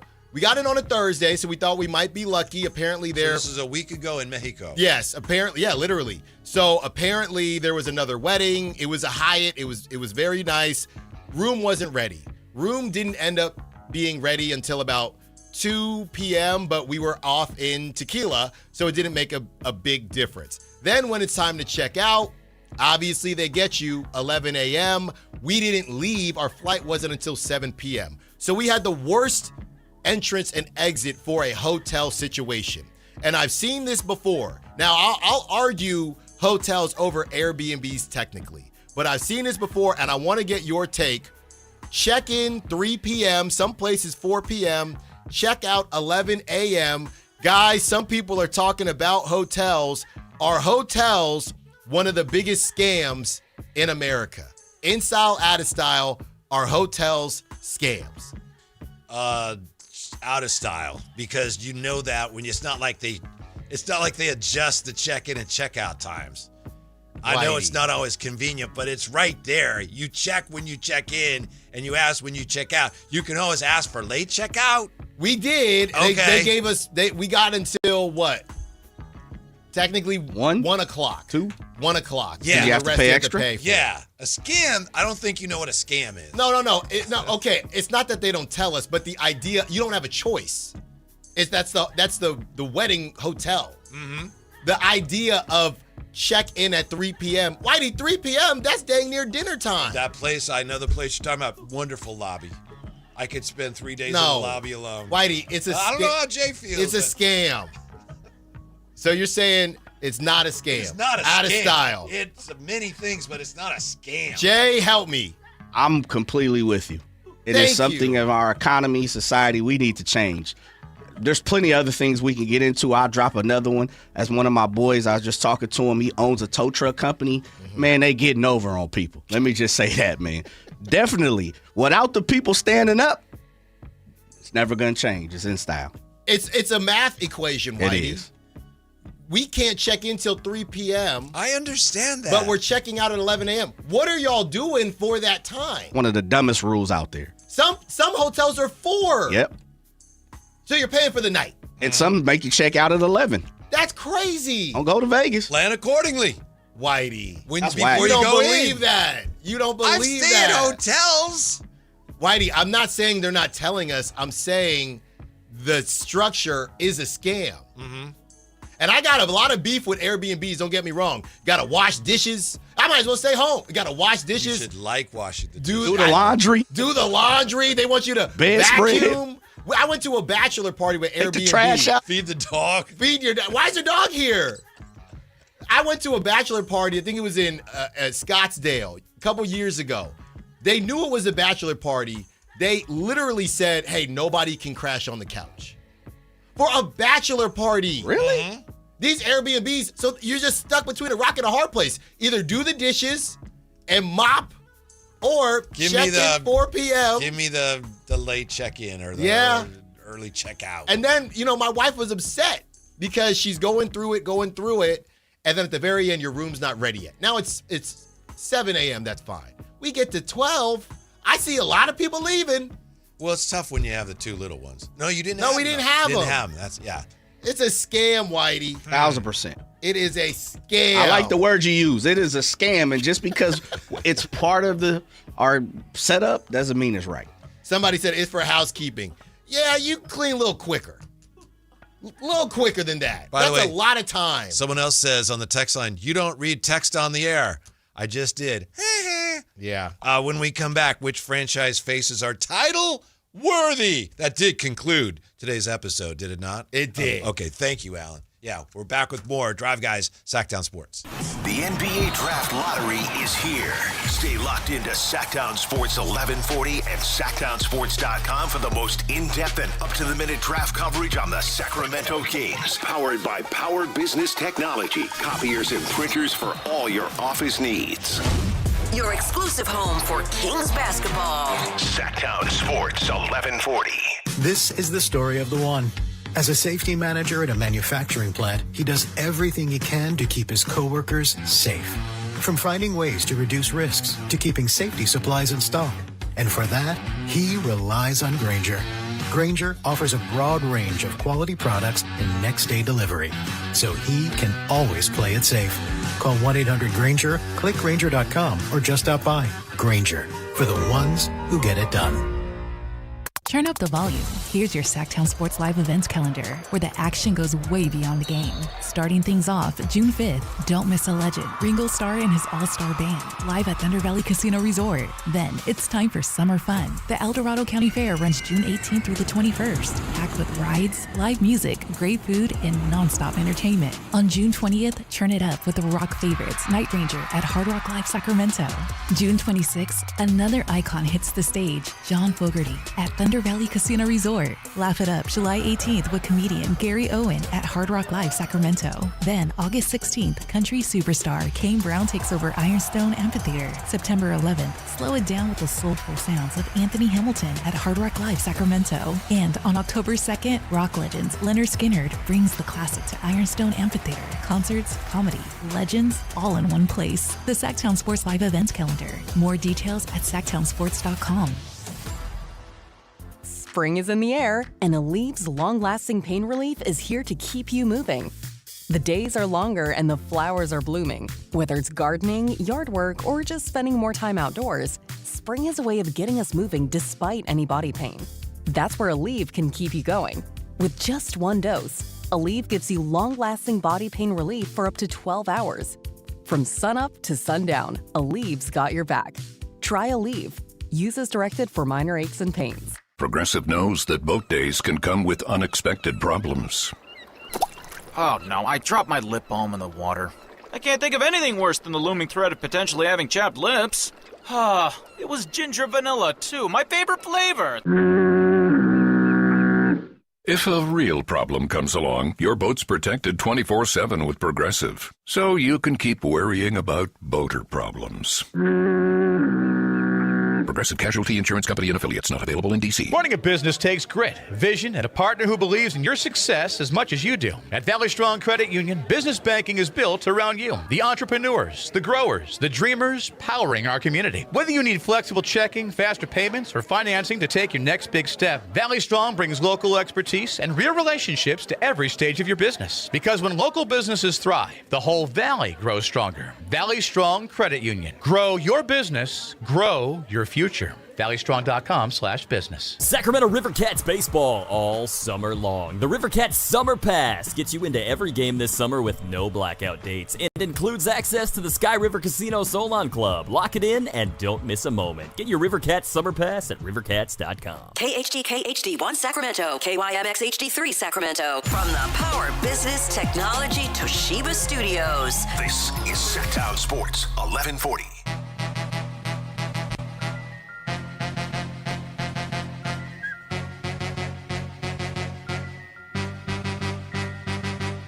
Live and local, it's The Drive Guys.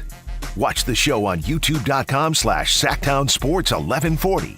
Or listen on the Sactown Sports app. Isn't there just something special about an NBA playoff game that's on Amazon Prime? Doesn't it just make it feel more special, Alan?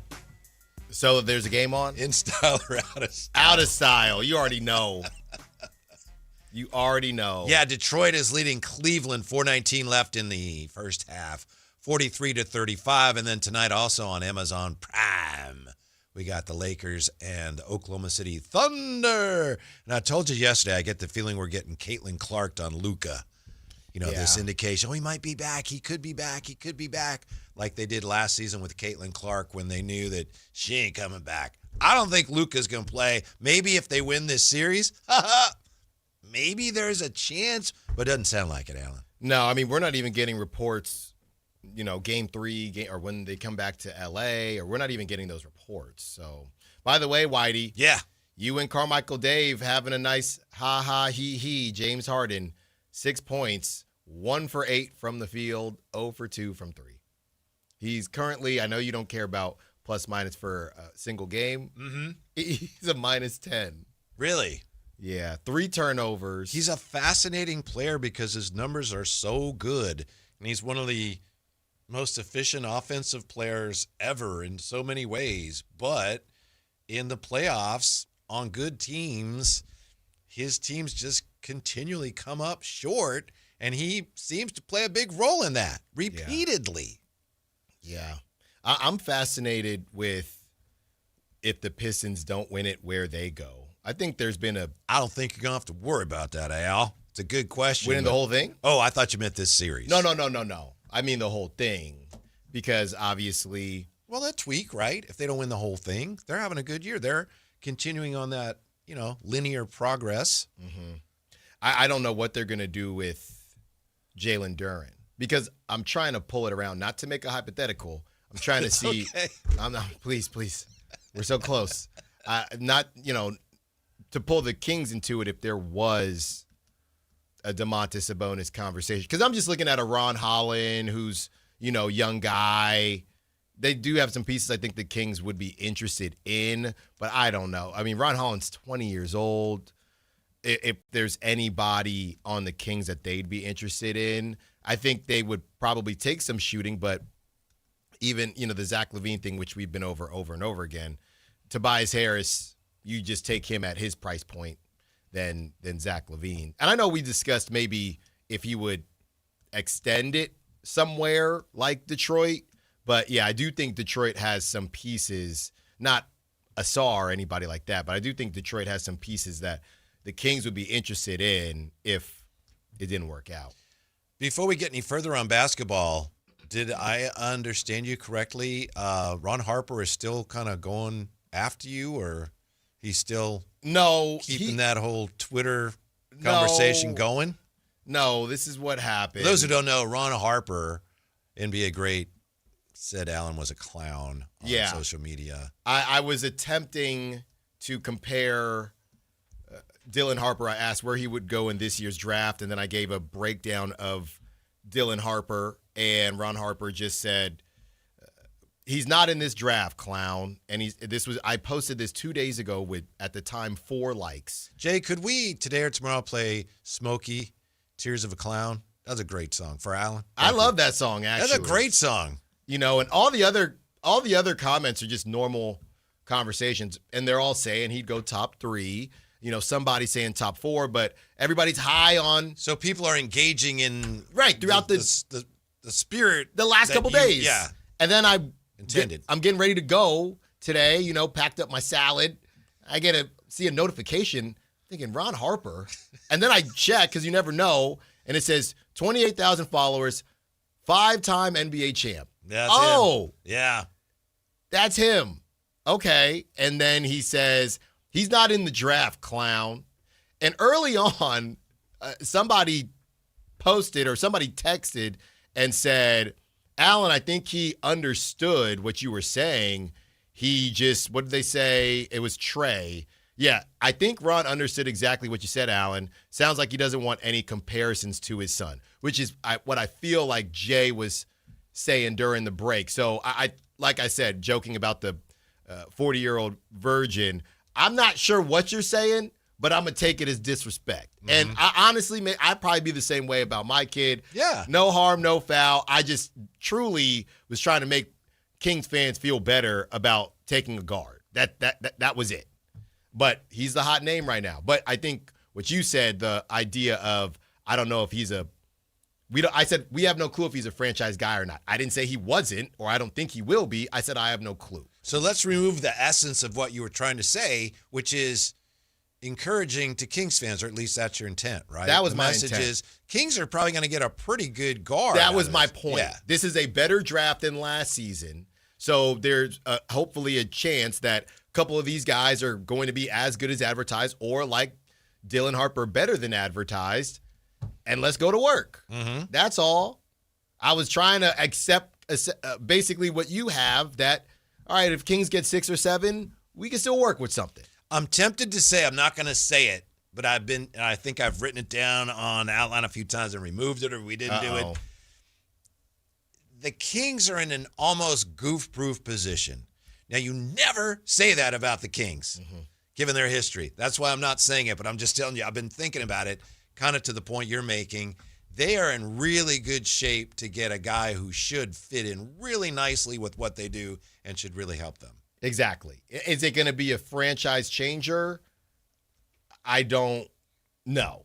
Obviously, nobody knows. But it feels like basically where you've been this whole time, Whitey, you should find at least a good piece. How you acquire that franchise changer, that's more difficult now, but not impossible, right? You never know what could happen in 2027 with Ty Stokes. And I don't know, Jay, if you saw that picture of Ty Stokes holding all the cash, and somebody said he's acclimating to college life quite nicely. So he's coming in 2027. But yeah, there are going to be other options. And again, I know we don't like to go back and forth about hey, let's use the Denver model. Remember that with the Kings and the Beam team? Well, they got Jokic and You can't Murray. do that anymore either. No, but if you were to try to stretch one, it would be the quote-unquote Pacers model, because the Pacers didn't really do it via the draft. So they're going to be a lot more quote-unquote Pacer models moving forward, because you just don't know what you're going to get in the draft. And as much as we all say, well, you got to get a top 3 pick to get a true franchise changer,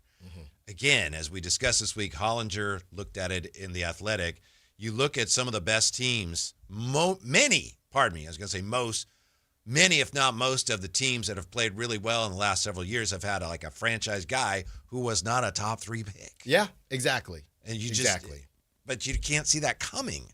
Nobody knew, maybe Jerry West knew, but Shea, look where he went. Mm-hmm. No one thought. I mean, even Halliburton last year was one of those guys. Will he still be one of those guys? I hope so. We don't know. But look where he was picked and look what he did last year. So, I mean, a Halliburton thing, yeah, with all the health stuff he's dealt with. I'm hoping the best for him going into next season, but I have no clue what to expect. Mm-hmm. I think if you gave the Pacers truth serum, they're probably just holding their breath a little bit. When you have a guy like Kawhi, who was picked where he was picked, Jalen Williams, I'll throw him in there, guys who are picked lower than really good players, but end up being man, that guy's really good. I think with Kawhi, we always assumed, well, it's the Spurs, it's the culture. Now it's more common, I think, because players are younger, it's harder to predict. But what does cause that? Is he went to the right team? Is it just the guy was better than anyone thought? The guy continued to improve in a way no one could really anticipate? I don't know. I know there's no way of knowing the definitive answer right now, but what do you think? I think you're looking at certain tools that translate. Let's take Giannis, for example. His nickname's the Greek Freak. Yeah, and he was picked, 15th? Right. So super, and that's the thing. There's probably guys that are as athletic as Giannis, but you are taking a chance on somebody super young, hoping that he grows into his body, which he did. So there's just more guesswork than ever. Exactly. But that's why the first round, when the Kings took Nick Clifford in the first round, that to me, and we've gone back and forth, Whitey, about how much did the Kings, expect to actually compete this season. The Nick Clifford pick to me is what spoke to the idea of the Kings trying to compete this season than honestly the Dennis Schroeder signing, because that was, if you're taking a 23-year-old, you're hoping that they help you right now. Mm-hmm. And you look at the mock drafts now, everybody, we looked at them yesterday. Everybody in the first round is 19, 20 years old. Everybody in the second round, it starts at 22 years old. And you're trying to give that runway, to your point, to let guys develop. We've been talking about Jaden McDaniels a lot, and he went late. But, hey, let's take a flyer on a 19, 20-year-old Jaden McDaniels and see what he becomes. And now look at him. Mm-hmm. By the way, since we talked about De'Aaron Fox so much yesterday at this time, I want to ask you what you thought of De'Aaron Fox last night. Helped them get off to a really good start in a game they won easily. Yeah. Spurs 133, Timberwolves 95. Good for De'Aaron. He came out, set the tone. That's what he's supposed to do. He did do that. His overall numbers were they were okay, but he got them off to a really good start. I mean, they smacked them, so bad, he didn't need to keep his foot on the gas. And I kept, once I saw, by the time I even got to see it, De'Aaron had already really done his thing. So that was a situation where, all right, if the Timberwolves had picked it up at all, maybe it would have got squirrely, but kudos to the Spurs for not allowing that to happen. So they got to go to Minnesota. They still don't have home court, but they did what they were supposed to do, right? I'm not going to give De'Aaron, and I think that's why, my guy, my man, Matt George, wasn't talking too much trash today, because they had to. You go down 0-2, then what are we talking about? Right, at home, yeah. Mm-hmm. Yeah.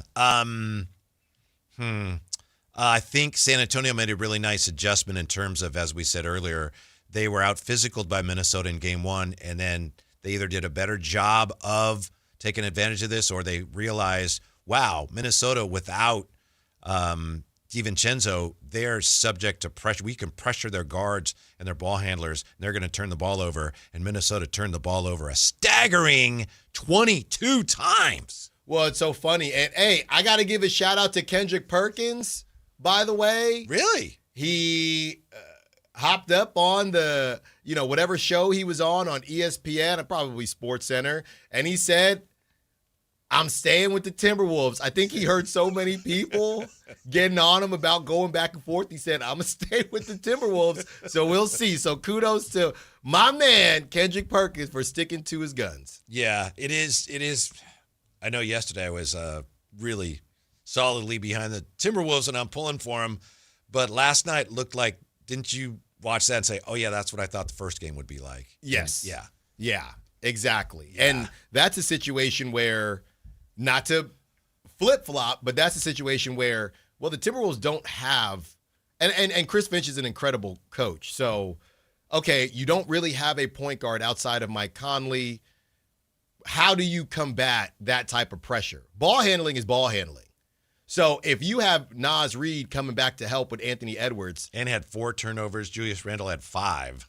Good luck. Those are your highest usage guys. They're running back because they normally just la-di-da take the ball up the floor. But if the Spurs aren't letting them do that, that's going to be a problem. Real quick on Stephon Castle, though. I don't know if y'all heard. Just don't talk about Dylan Harper. No.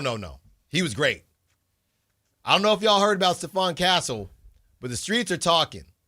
He's looking a little, did you see this? He's looking a little floppy.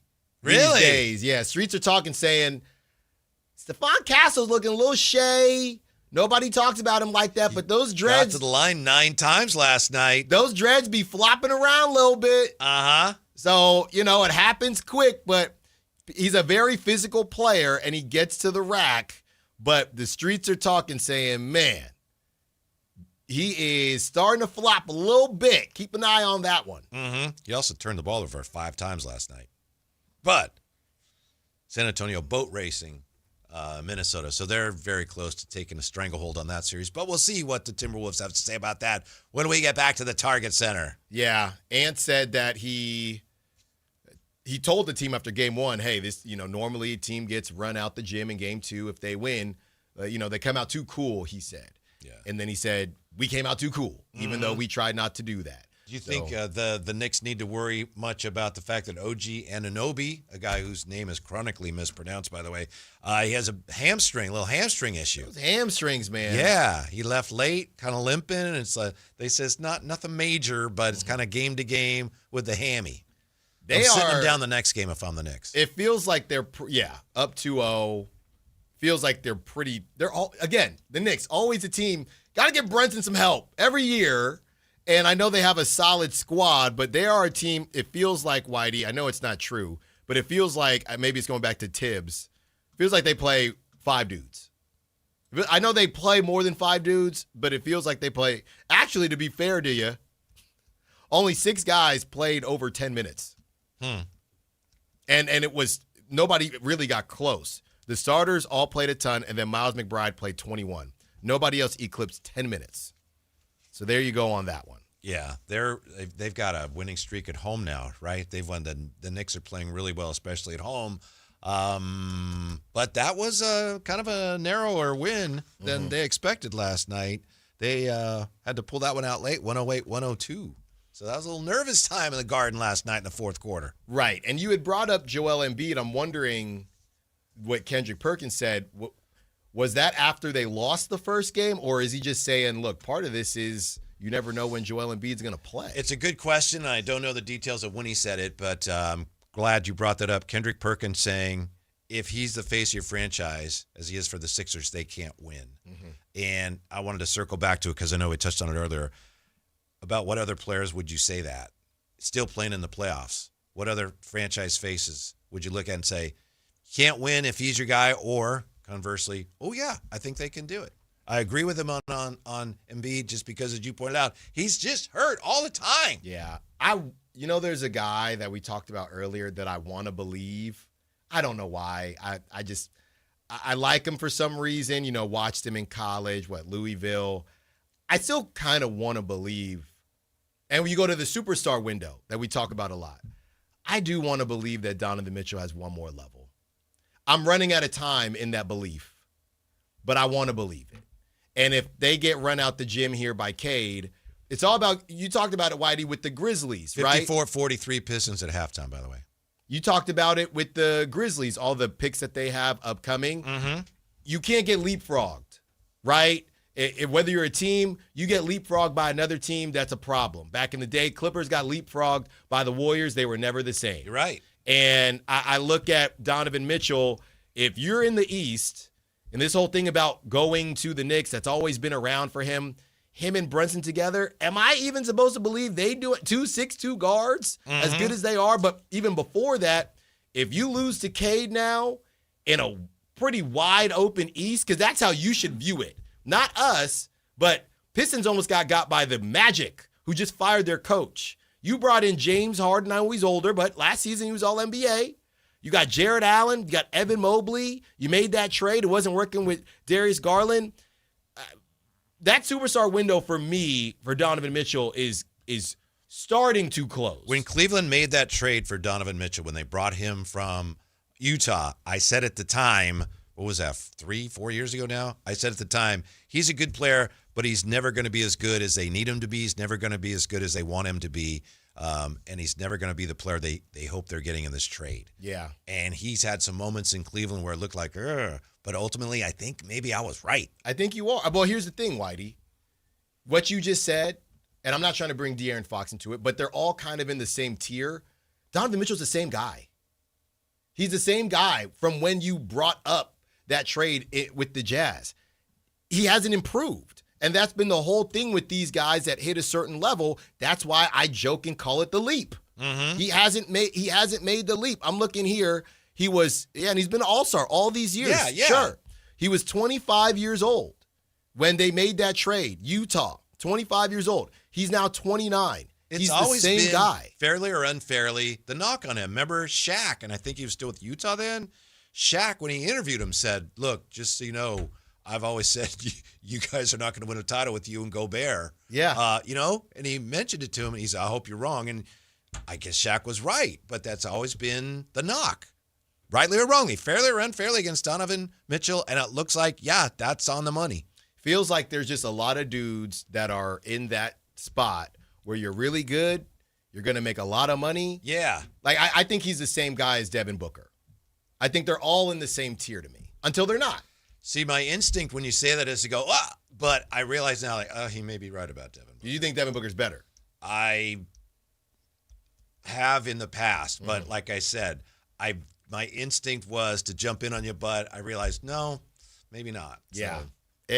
So. Now, Devin Booker did go to a finals with an older Chris Paul. And he played through a broken nose in the finals. So you can go Devin Booker's a little bit better. They're still in the same chapter of the same book. I agree with you on that. I agree with you. Try not to just assume anything, but that's where I would put him right now if I had to. Cade, I think, and again, we're making assumptions. Cade, I think they could do it. I don't see either of the big name players or the leaders of the Knicks, neither Brunson nor Cat. Fine players. But to me, I'm not convinced that either one of them can be the face of an NBA championship franchise. Yep. And I'm checking here, Whitey. Donovan Mitchell crossed up Tobias Harris so bad, it looks like he jacked up. Looks like he's holding his hip flexor. Oh, no. And he's laying on the ground as they go to a timeout. But this was early in the game. This was 14-9, so I don't know if Tobias Harris is even playing, but either way, obviously the Pistons are still winning. I'm not sure that Luka, and I know we may not see him again this year, I'm not sure that he's good enough to be the face of a championship team. And I don't think Dallas thought he was, and that's why they traded him. And I know it looks like, wow, they might have made a big mistake. They probably should have gotten more back, but they might have been right about that because I'm not sure he really cares that much about winning at the highest level. Yeah. Funny enough, alternate world, and obviously Luka is a better player than De'Aaron, two teams that made the right decision just made the wrong trade. Possibly. If you feel like that. A lot of people probably disagree that the Mavs should have traded Luka, but if you are of that belief, two teams in the Kings and the Mavericks that maybe made the right decision just made the wrong trade. I don't doubt that Wemby is good enough to win a championship. Again, I'm not assuming he will, but I don't think that's the issue. We'll see. Got to do it. How about number 4? But he's not the face of that franchise anymore, right? No, and if they win the whole thing, I'm just preparing myself. But those that really know ball know that it's a different conversation with Wemby. We know that, if you actually know basketball. Who's to blame for the Giants' slow start? And are the Giants in a similar situation as your Kings? We're back with that next on Sactown Sports. The Athletics may be headed to Las Vegas, but is Sacramento emerging as a candidate for a future expansion team? Hear the entire conversation with Forbes senior contributor Maury Brown on the Drive Guys at SactownSports.com or on the Sactown Sports app. Your local sports leader, Sactown Sports 1140. At Planet Fitness, we know how important it is to take care of both your mind and body. That's why now through May 15th, all new members get free massage amenities all month long, so you can reset, recover, and leave feeling stronger than when you came in. Join the club for just $1 down, $15 a month, and get free massage amenities for the month of May. No commitment. Deal ends May 15th. Planet Fitness. We're all strong on this planet. See club for details. Contractors, remodelers, you now have a great supplier to assist you with your next project. Nova Cabinet and Stone in Sacramento. They are Northern California's best kitchen and bathroom remodeling supply store. And Nova has the latest cabinet styles, a great selection of countertops, flooring, bathroom fixtures, and more. Visit their website, InnovaCabinetStone.com. Take advantage of their grand opening special, a $750 in-store credit. Stop by today, Nova Cabinet and Stone in Sacramento. You bought an RV, and you got an automatic discount from Progressive by bundling it with your home or auto insurance. That's great, but a serious word of warning every RVer should heed.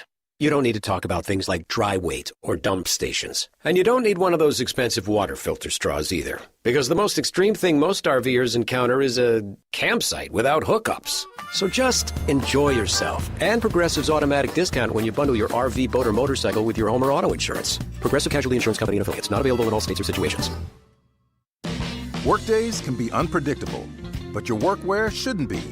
With the Cintas Apparel Plus program, you'll have freshly laundered garments for everyone on your team delivered every week.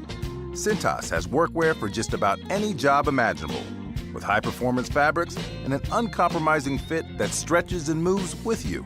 Don't leave looking and feeling good to chance. Visit Cintas.com. Oh, I'm ready! And get ready for the workday. Support comes from Amazon Business. Free your team from time-consuming procurement tasks. Discover smart business buying where unmatched selection meets AI-driven tools to simplify complex processes so you can focus on what matters most. Learn more at AmazonBusiness.com.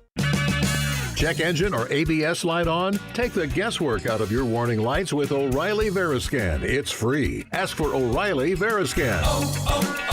O'Reilly Auto Parts. I'm Ed Evans, CEO of Consumer Cellular. You know, the big wireless companies say they have discounts for people over 55, but unless you're willing to sit on hold and ask, you're probably paying more than you should.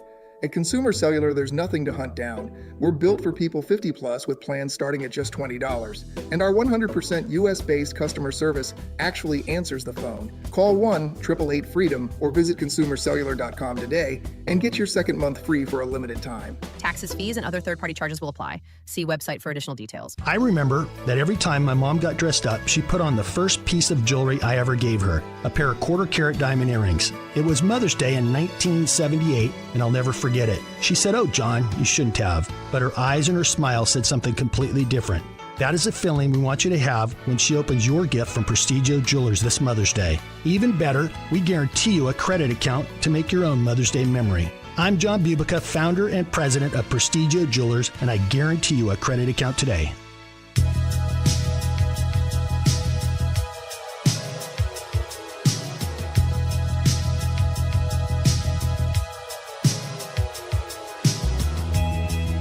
Your afternoon home for Kings Talk and so much more. The Drive Guys on Sactown Sports. I believe this is Billy Idol, Eyes Without a Face. Yeah. Going way back. 1984? 1983. Wow. You know, Whitey? Yeah. I try not to live my life with very many regrets. That's smart. But I think to myself, what if I had said that same thing I posted about the guards and just used VJ Edgecombe instead? Yeah. VJ Edgecombe, right? Yeah. Maybe we're not here now. Maybe. I saw that. I'm thinking he's a guard too. That would have been fine. Yeah, but you'll make the best out of this. You'll make something out of this. this will end up being a win for you. It's already not a loss necessarily. No, it wasn't. We'll get Harp on the show. We'll get it all squared away. I have something from your guy, though. From my guy? Yeah, Kyle the Mediocre. Okay. Says, well, it was via Jake Gaden. Jake Gaden revealed a lot of information about MLB expansion to Sacramento. This was at 5:20. The site is in West Sacramento, mainly in the parking lot of Sutter Health Park, with land that goes as far as Drake's barn. Okay. I think I'm visualizing where that is right now. Must be bigger than I'm thinking in my mind. They have the money, the land now, and tax money thanks to some tax district laws or something. We will know in late May. Sacramento is involved as they want to create a sports entity that goes from the rail yards to Doco and ends in the Bridges district in West Sacramento. Now, we are waiting for the formal announcement. Quote, they have all the boxes checked off. Now it's how well does it stack against Salt Lake City and Portland and getting MLB to buy into Sacramento. I wonder if it's going to be towards the end of next week. All I know is that it's not during our show, supposedly. So you're going to be there. You're going to be there, aren't you? But I'm wondering if, with the Giants coming in, if they would try to time it up with that in any way, shape, or form, because there'll be more fans. I don't know. Maybe not. Maybe that has zero to do with it. That's interesting. Yeah, that's I wonder if interesting. Joe Lacob might be interested in the whole thing, since he tried to buy the San Diego Padres, came up short, and was just talking this week about. I saw that. It's the same as baseball basketball. ownership, same as basketball. Yeah, he's gonna be around. That's one thing we know. He is not shying away from this. So that is the update that I wanted to provide to you. Okay, thank you. Go back to your source. Yeah.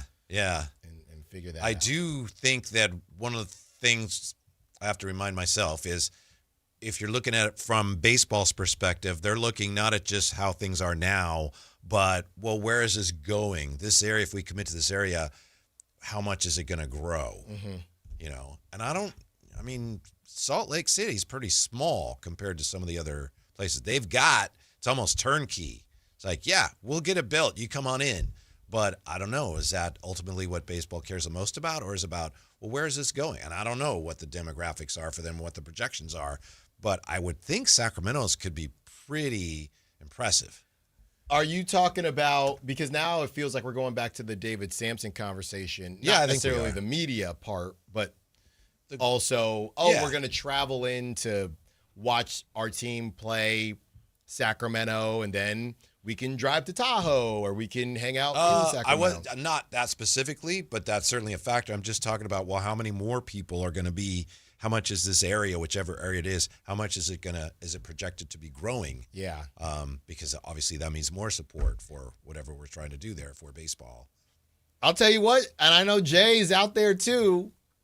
You click on one thing on social media, those new builds in Natomas. I see them on Instagram, man. They looking nice. They're building everywhere, Whitey. I don't know if the Bay, and I know other people are moving here besides the Bay. I don't know if Bay Area people are moving out here as much as they were during COVID and right after COVID. But somebody thinks they are, because these houses are everywhere. Literally, I met a buddy of mine, and he's a realtor. And I think right now the whole thing with purchasing in Sacramento is you better plan on being there for a while, because it's actually not that easy to sell right now, because buyers just have their pick of the litter, because there's so many. Buyer's market. Oh, it is out here. I keep looking. Noma's looking nice. If we need an upgrade at some point, get the Whitey Special, Jay. That's what I need. What is that? You got the pool, got the dog. What if I had a dog at this point? You should see now, this time of year, with the irises blooming. Oh, see? The Canthus mollis is blooming. See, man? And the geraniums are blooming. It looks nice. I'm telling you. It's not like this all year long, but right now, it looks nice around the pool. Because the toddler, they get big so fast. It gets tight real fast. And I'm looking. Thomas new builds. It looks nice, Jay. I'm telling you that right now. Mm-hmm. By the way, we're hearing from your buddy, Scott, on the text line. Scott! Yeah. Scott was responding to what we were saying a while ago on Ja. We don't need Ja. Ja's a loose cannon on and off the court, so WTF, asks Scott on Ja. It ain't us. It ain't us, Scott. It ain't us. You know, it can be hypothetically, but it's not us. Mm-hmm. Somebody else said, never realized how much of a pot stirrer Allen was until you got him sitting next to Whitey. Yeah. In the 916. Oh, he is. I don't know what you mean by that. Notorious. I just ask questions, try to get information. That's all you do. That's all I do. Yeah. That's all I've ever done. It's a shame that's all you try to do, and people get it twisted. Where would Dylan Harper go in this draft? Now that's a problem. It's always a problem, guys. Mm-hmm. We talked to Hunter Pence today. I recommend it was a fun interview, really a good interview. Thank you again to Jay for lining that up. And if you're interested in what's going on with the Giants and or Hunter Pence, you should check it out on our website. But after talking to him, Alan, are you feeling any better about the Giants right now? No. Oh, boy. No. I don't feel any better. Day off to kind of, reset? I feel better because I got to talk to Hunter Pence. Yeah. But I don't feel better about the Giants. He was pretty forthcoming when it came to Tony V, huh? Well, he was. I thought you were going to talk about forthcoming. How about what he said about Oracle Park? Yeah. He said it's crippling. Yeah. He said to play there as a visitor and to play there every day, and you see, as hard as it is to hit at that level, and you see balls that you absolutely crushed just die out there. He said it is a crippling feeling. See, that's the same principle that I was talking about with the A's and why they haven't played as well at home, because other teams come in, and he talked about it. You come in as a visitor to Oracle, Sutter Health, and you're like, we're only here 3 days. Right. But if you're the home team, you're there all the time. Yeah. I'm sure the Giants would switch with the A's, though, get some of that Sutter Health jet stream. I would if I were them. Mm-hmm. Man, crazy. But yeah, check that out. That's up on YouTube right now. And you know what else is up on YouTube? So What's we that? have 2 cuts here. Actually, 3 cuts. Anthony working hard for us. Hunter Pence on Tony Vitello and the struggling Giants. Uh-huh. The next cut that came out, Whitey goes off on the Ja Morant trade talks. I know I'm loud. So go check that out, man. Mm-hmm.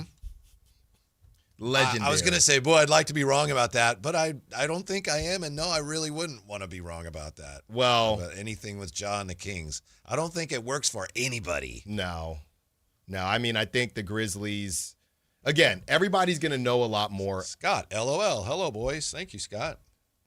What's up, Scott? Everyone's going to know a lot more after the draft. So doing this before the draft, another time check, Whitey, we're down to 2 days, 18 hours. 20 minutes, 45 seconds. So we're almost there, people. Don't make Whitey upset. By the way, top of the 7th, Philadelphia 1, Athletics 12. Come on. Oh my goodness. I forgot an in style, out of style. You did. A bonus. Well, hang on to it. Hang on. Yeah, we can get that when we come back. One more. Yeah, one more. I just want to, it's one thing I meant to talk about today, and I forgot. Did you see the shot that Devin Vassell made last night? It's one of the great shots in the history of the NBA. Yeah. And I caught it when it happened. It's all over social media. But when he did it, I said, did he just do what I thought he did? Yep. Did you see it, Jay? I did. Yeah. Yeah. Shot clock's running down. It was Champagny, throws it out to Vassell in the corner. And to beat the shot clock, he starts jumping before he catches the ball. Oh, crazy. He jumps, catches the ball, makes a 3. Crazy. That's incredible. Yeah. Probably practiced that multiple times, you think? Yeah, but that's like Nerf ball stuff. I've done that many times playing Nerf ball. A hoop on the back of the door? Yes. But the chances of that actually happening feel so low. It was amazingly athletic. It's one of those things where I thought, well, that's really hard to do. Yeah. Jump in the air and still have the strength to catch the ball and then knock down a 3. Corner 3, I know, shorter. No. Incredible. That's impressive. Yeah. That's impressive. All right, when we come back, the most highly anticipated matchup on the 49ers schedule is, we'll look at that, and then we've got a bonus edition. Just one. In Just style, one. out of style. Just one more. Come back, wrap things up in style next on Sactown Sports. The Athletics may be headed to Las Vegas, but is Sacramento emerging as a candidate for a future expansion team? Hear the entire conversation with Forbes senior contributor Maury Brown on the Drive Guys at SactownSports.com or on the Sactown Sports app. Your local sports leader, Sactown Sports 1140. Hi, Flo here to say that Progressive knows that life can change quickly, so it's good to have flexible coverage. Oh, like when I have to take my ex off my policy. Oh, sorry. But yes, we can do that. And can you send them a message and tell them that they have trust issues that they need to work on? We don't really get in the middle of these conflicts. Also, can you let him know that I was faking interest in his band and it's probably time to grow up? I'm not going to do it. Just know that with Progressive, you can easily make changes to your auto insurance because we know life changes. Also, I'm staying in touch with his mom because she's absolutely lovely. Bad idea. Progressive Casualty Insurance Company and Affiliates. This is the story of the one. As a maintenance tech at a university, he knows ordering from multiple suppliers takes time away from keeping their arena up and running. That's why he counts on Grainger to get everything he needs, from lighting and HVAC parts to plumbing supplies, all in one place. And with fast, dependable delivery, he's stocked and ready for the next tip-off. Call 1-800-GRAINGER, click Grainger.com, or just stop by. Grainger, for the ones who get it done. No way. Gas prices shot up again. I know, but I got us covered. So generous. What's your deal? What's my deal? I went to Metro and saved. Got 4 lines for just $25 each and 4 free new Samsung Galaxy A17 5G phones, and all on the T-Mobile network. Ah, how about we go to Metro today? Get that more for your money feeling. Visit your Metro by T-Mobile store. Just bring your numbers. Not available if you've been with Metro or T-Mobile in the past 180 days. Hey, movie fans, you've played it, you've mastered it. Now experience Mortal Kombat 2 at the Esquire IMAX Theater in downtown Sacramento. Johnny Cage, you have been chosen for Mortal Kombat. Feel every kick, every battle, every finish on the Esquire IMAX 6-story screen. Sacramento's biggest, loudest, and most insane way to experience the adrenaline. Get over here! Get your tickets for Mortal Kombat 2 at the Esquire IMAX Theater in downtown Sacramento. This is the sound of Claire, cooking dinner at home. And that's the sound of a fraud alert from Wells Fargo, flagging a charge for a pricey restaurant in Paris. Considering Claire isn't in Paris right now, that seemed odd. To the bank and to Claire. 2 taps later, Claire says nope to the charge, and Wells Fargo is on the case. However you make money work, Wells Fargo can work with that. Wells Fargo Bank, N.A., member FDIC.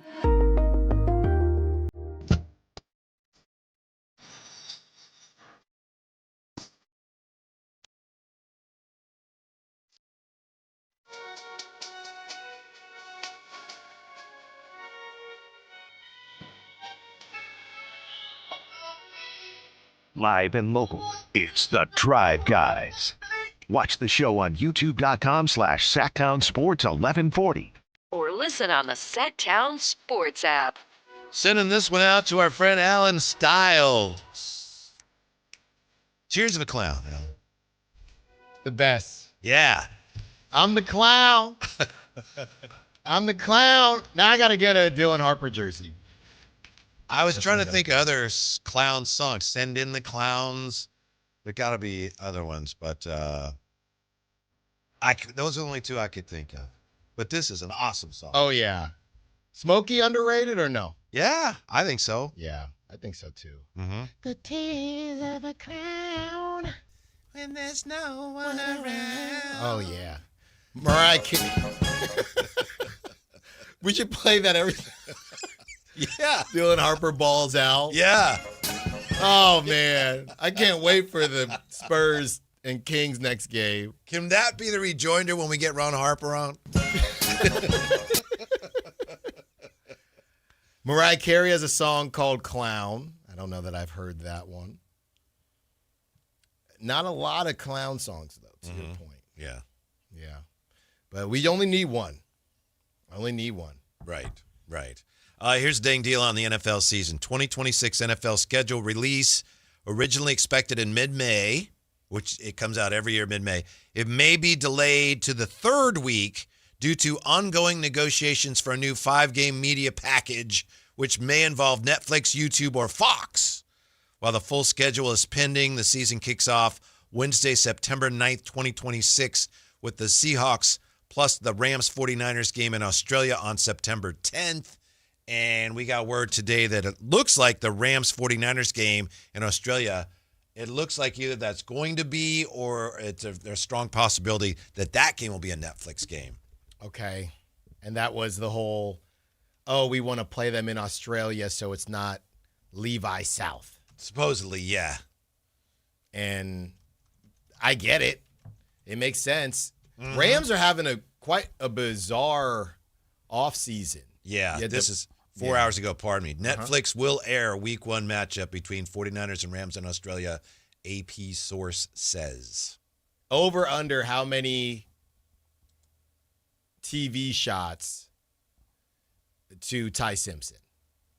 Set it at 3.5. Who knows? On Netflix? I don't even know if they're going to show the game. Is Jameis going to be there?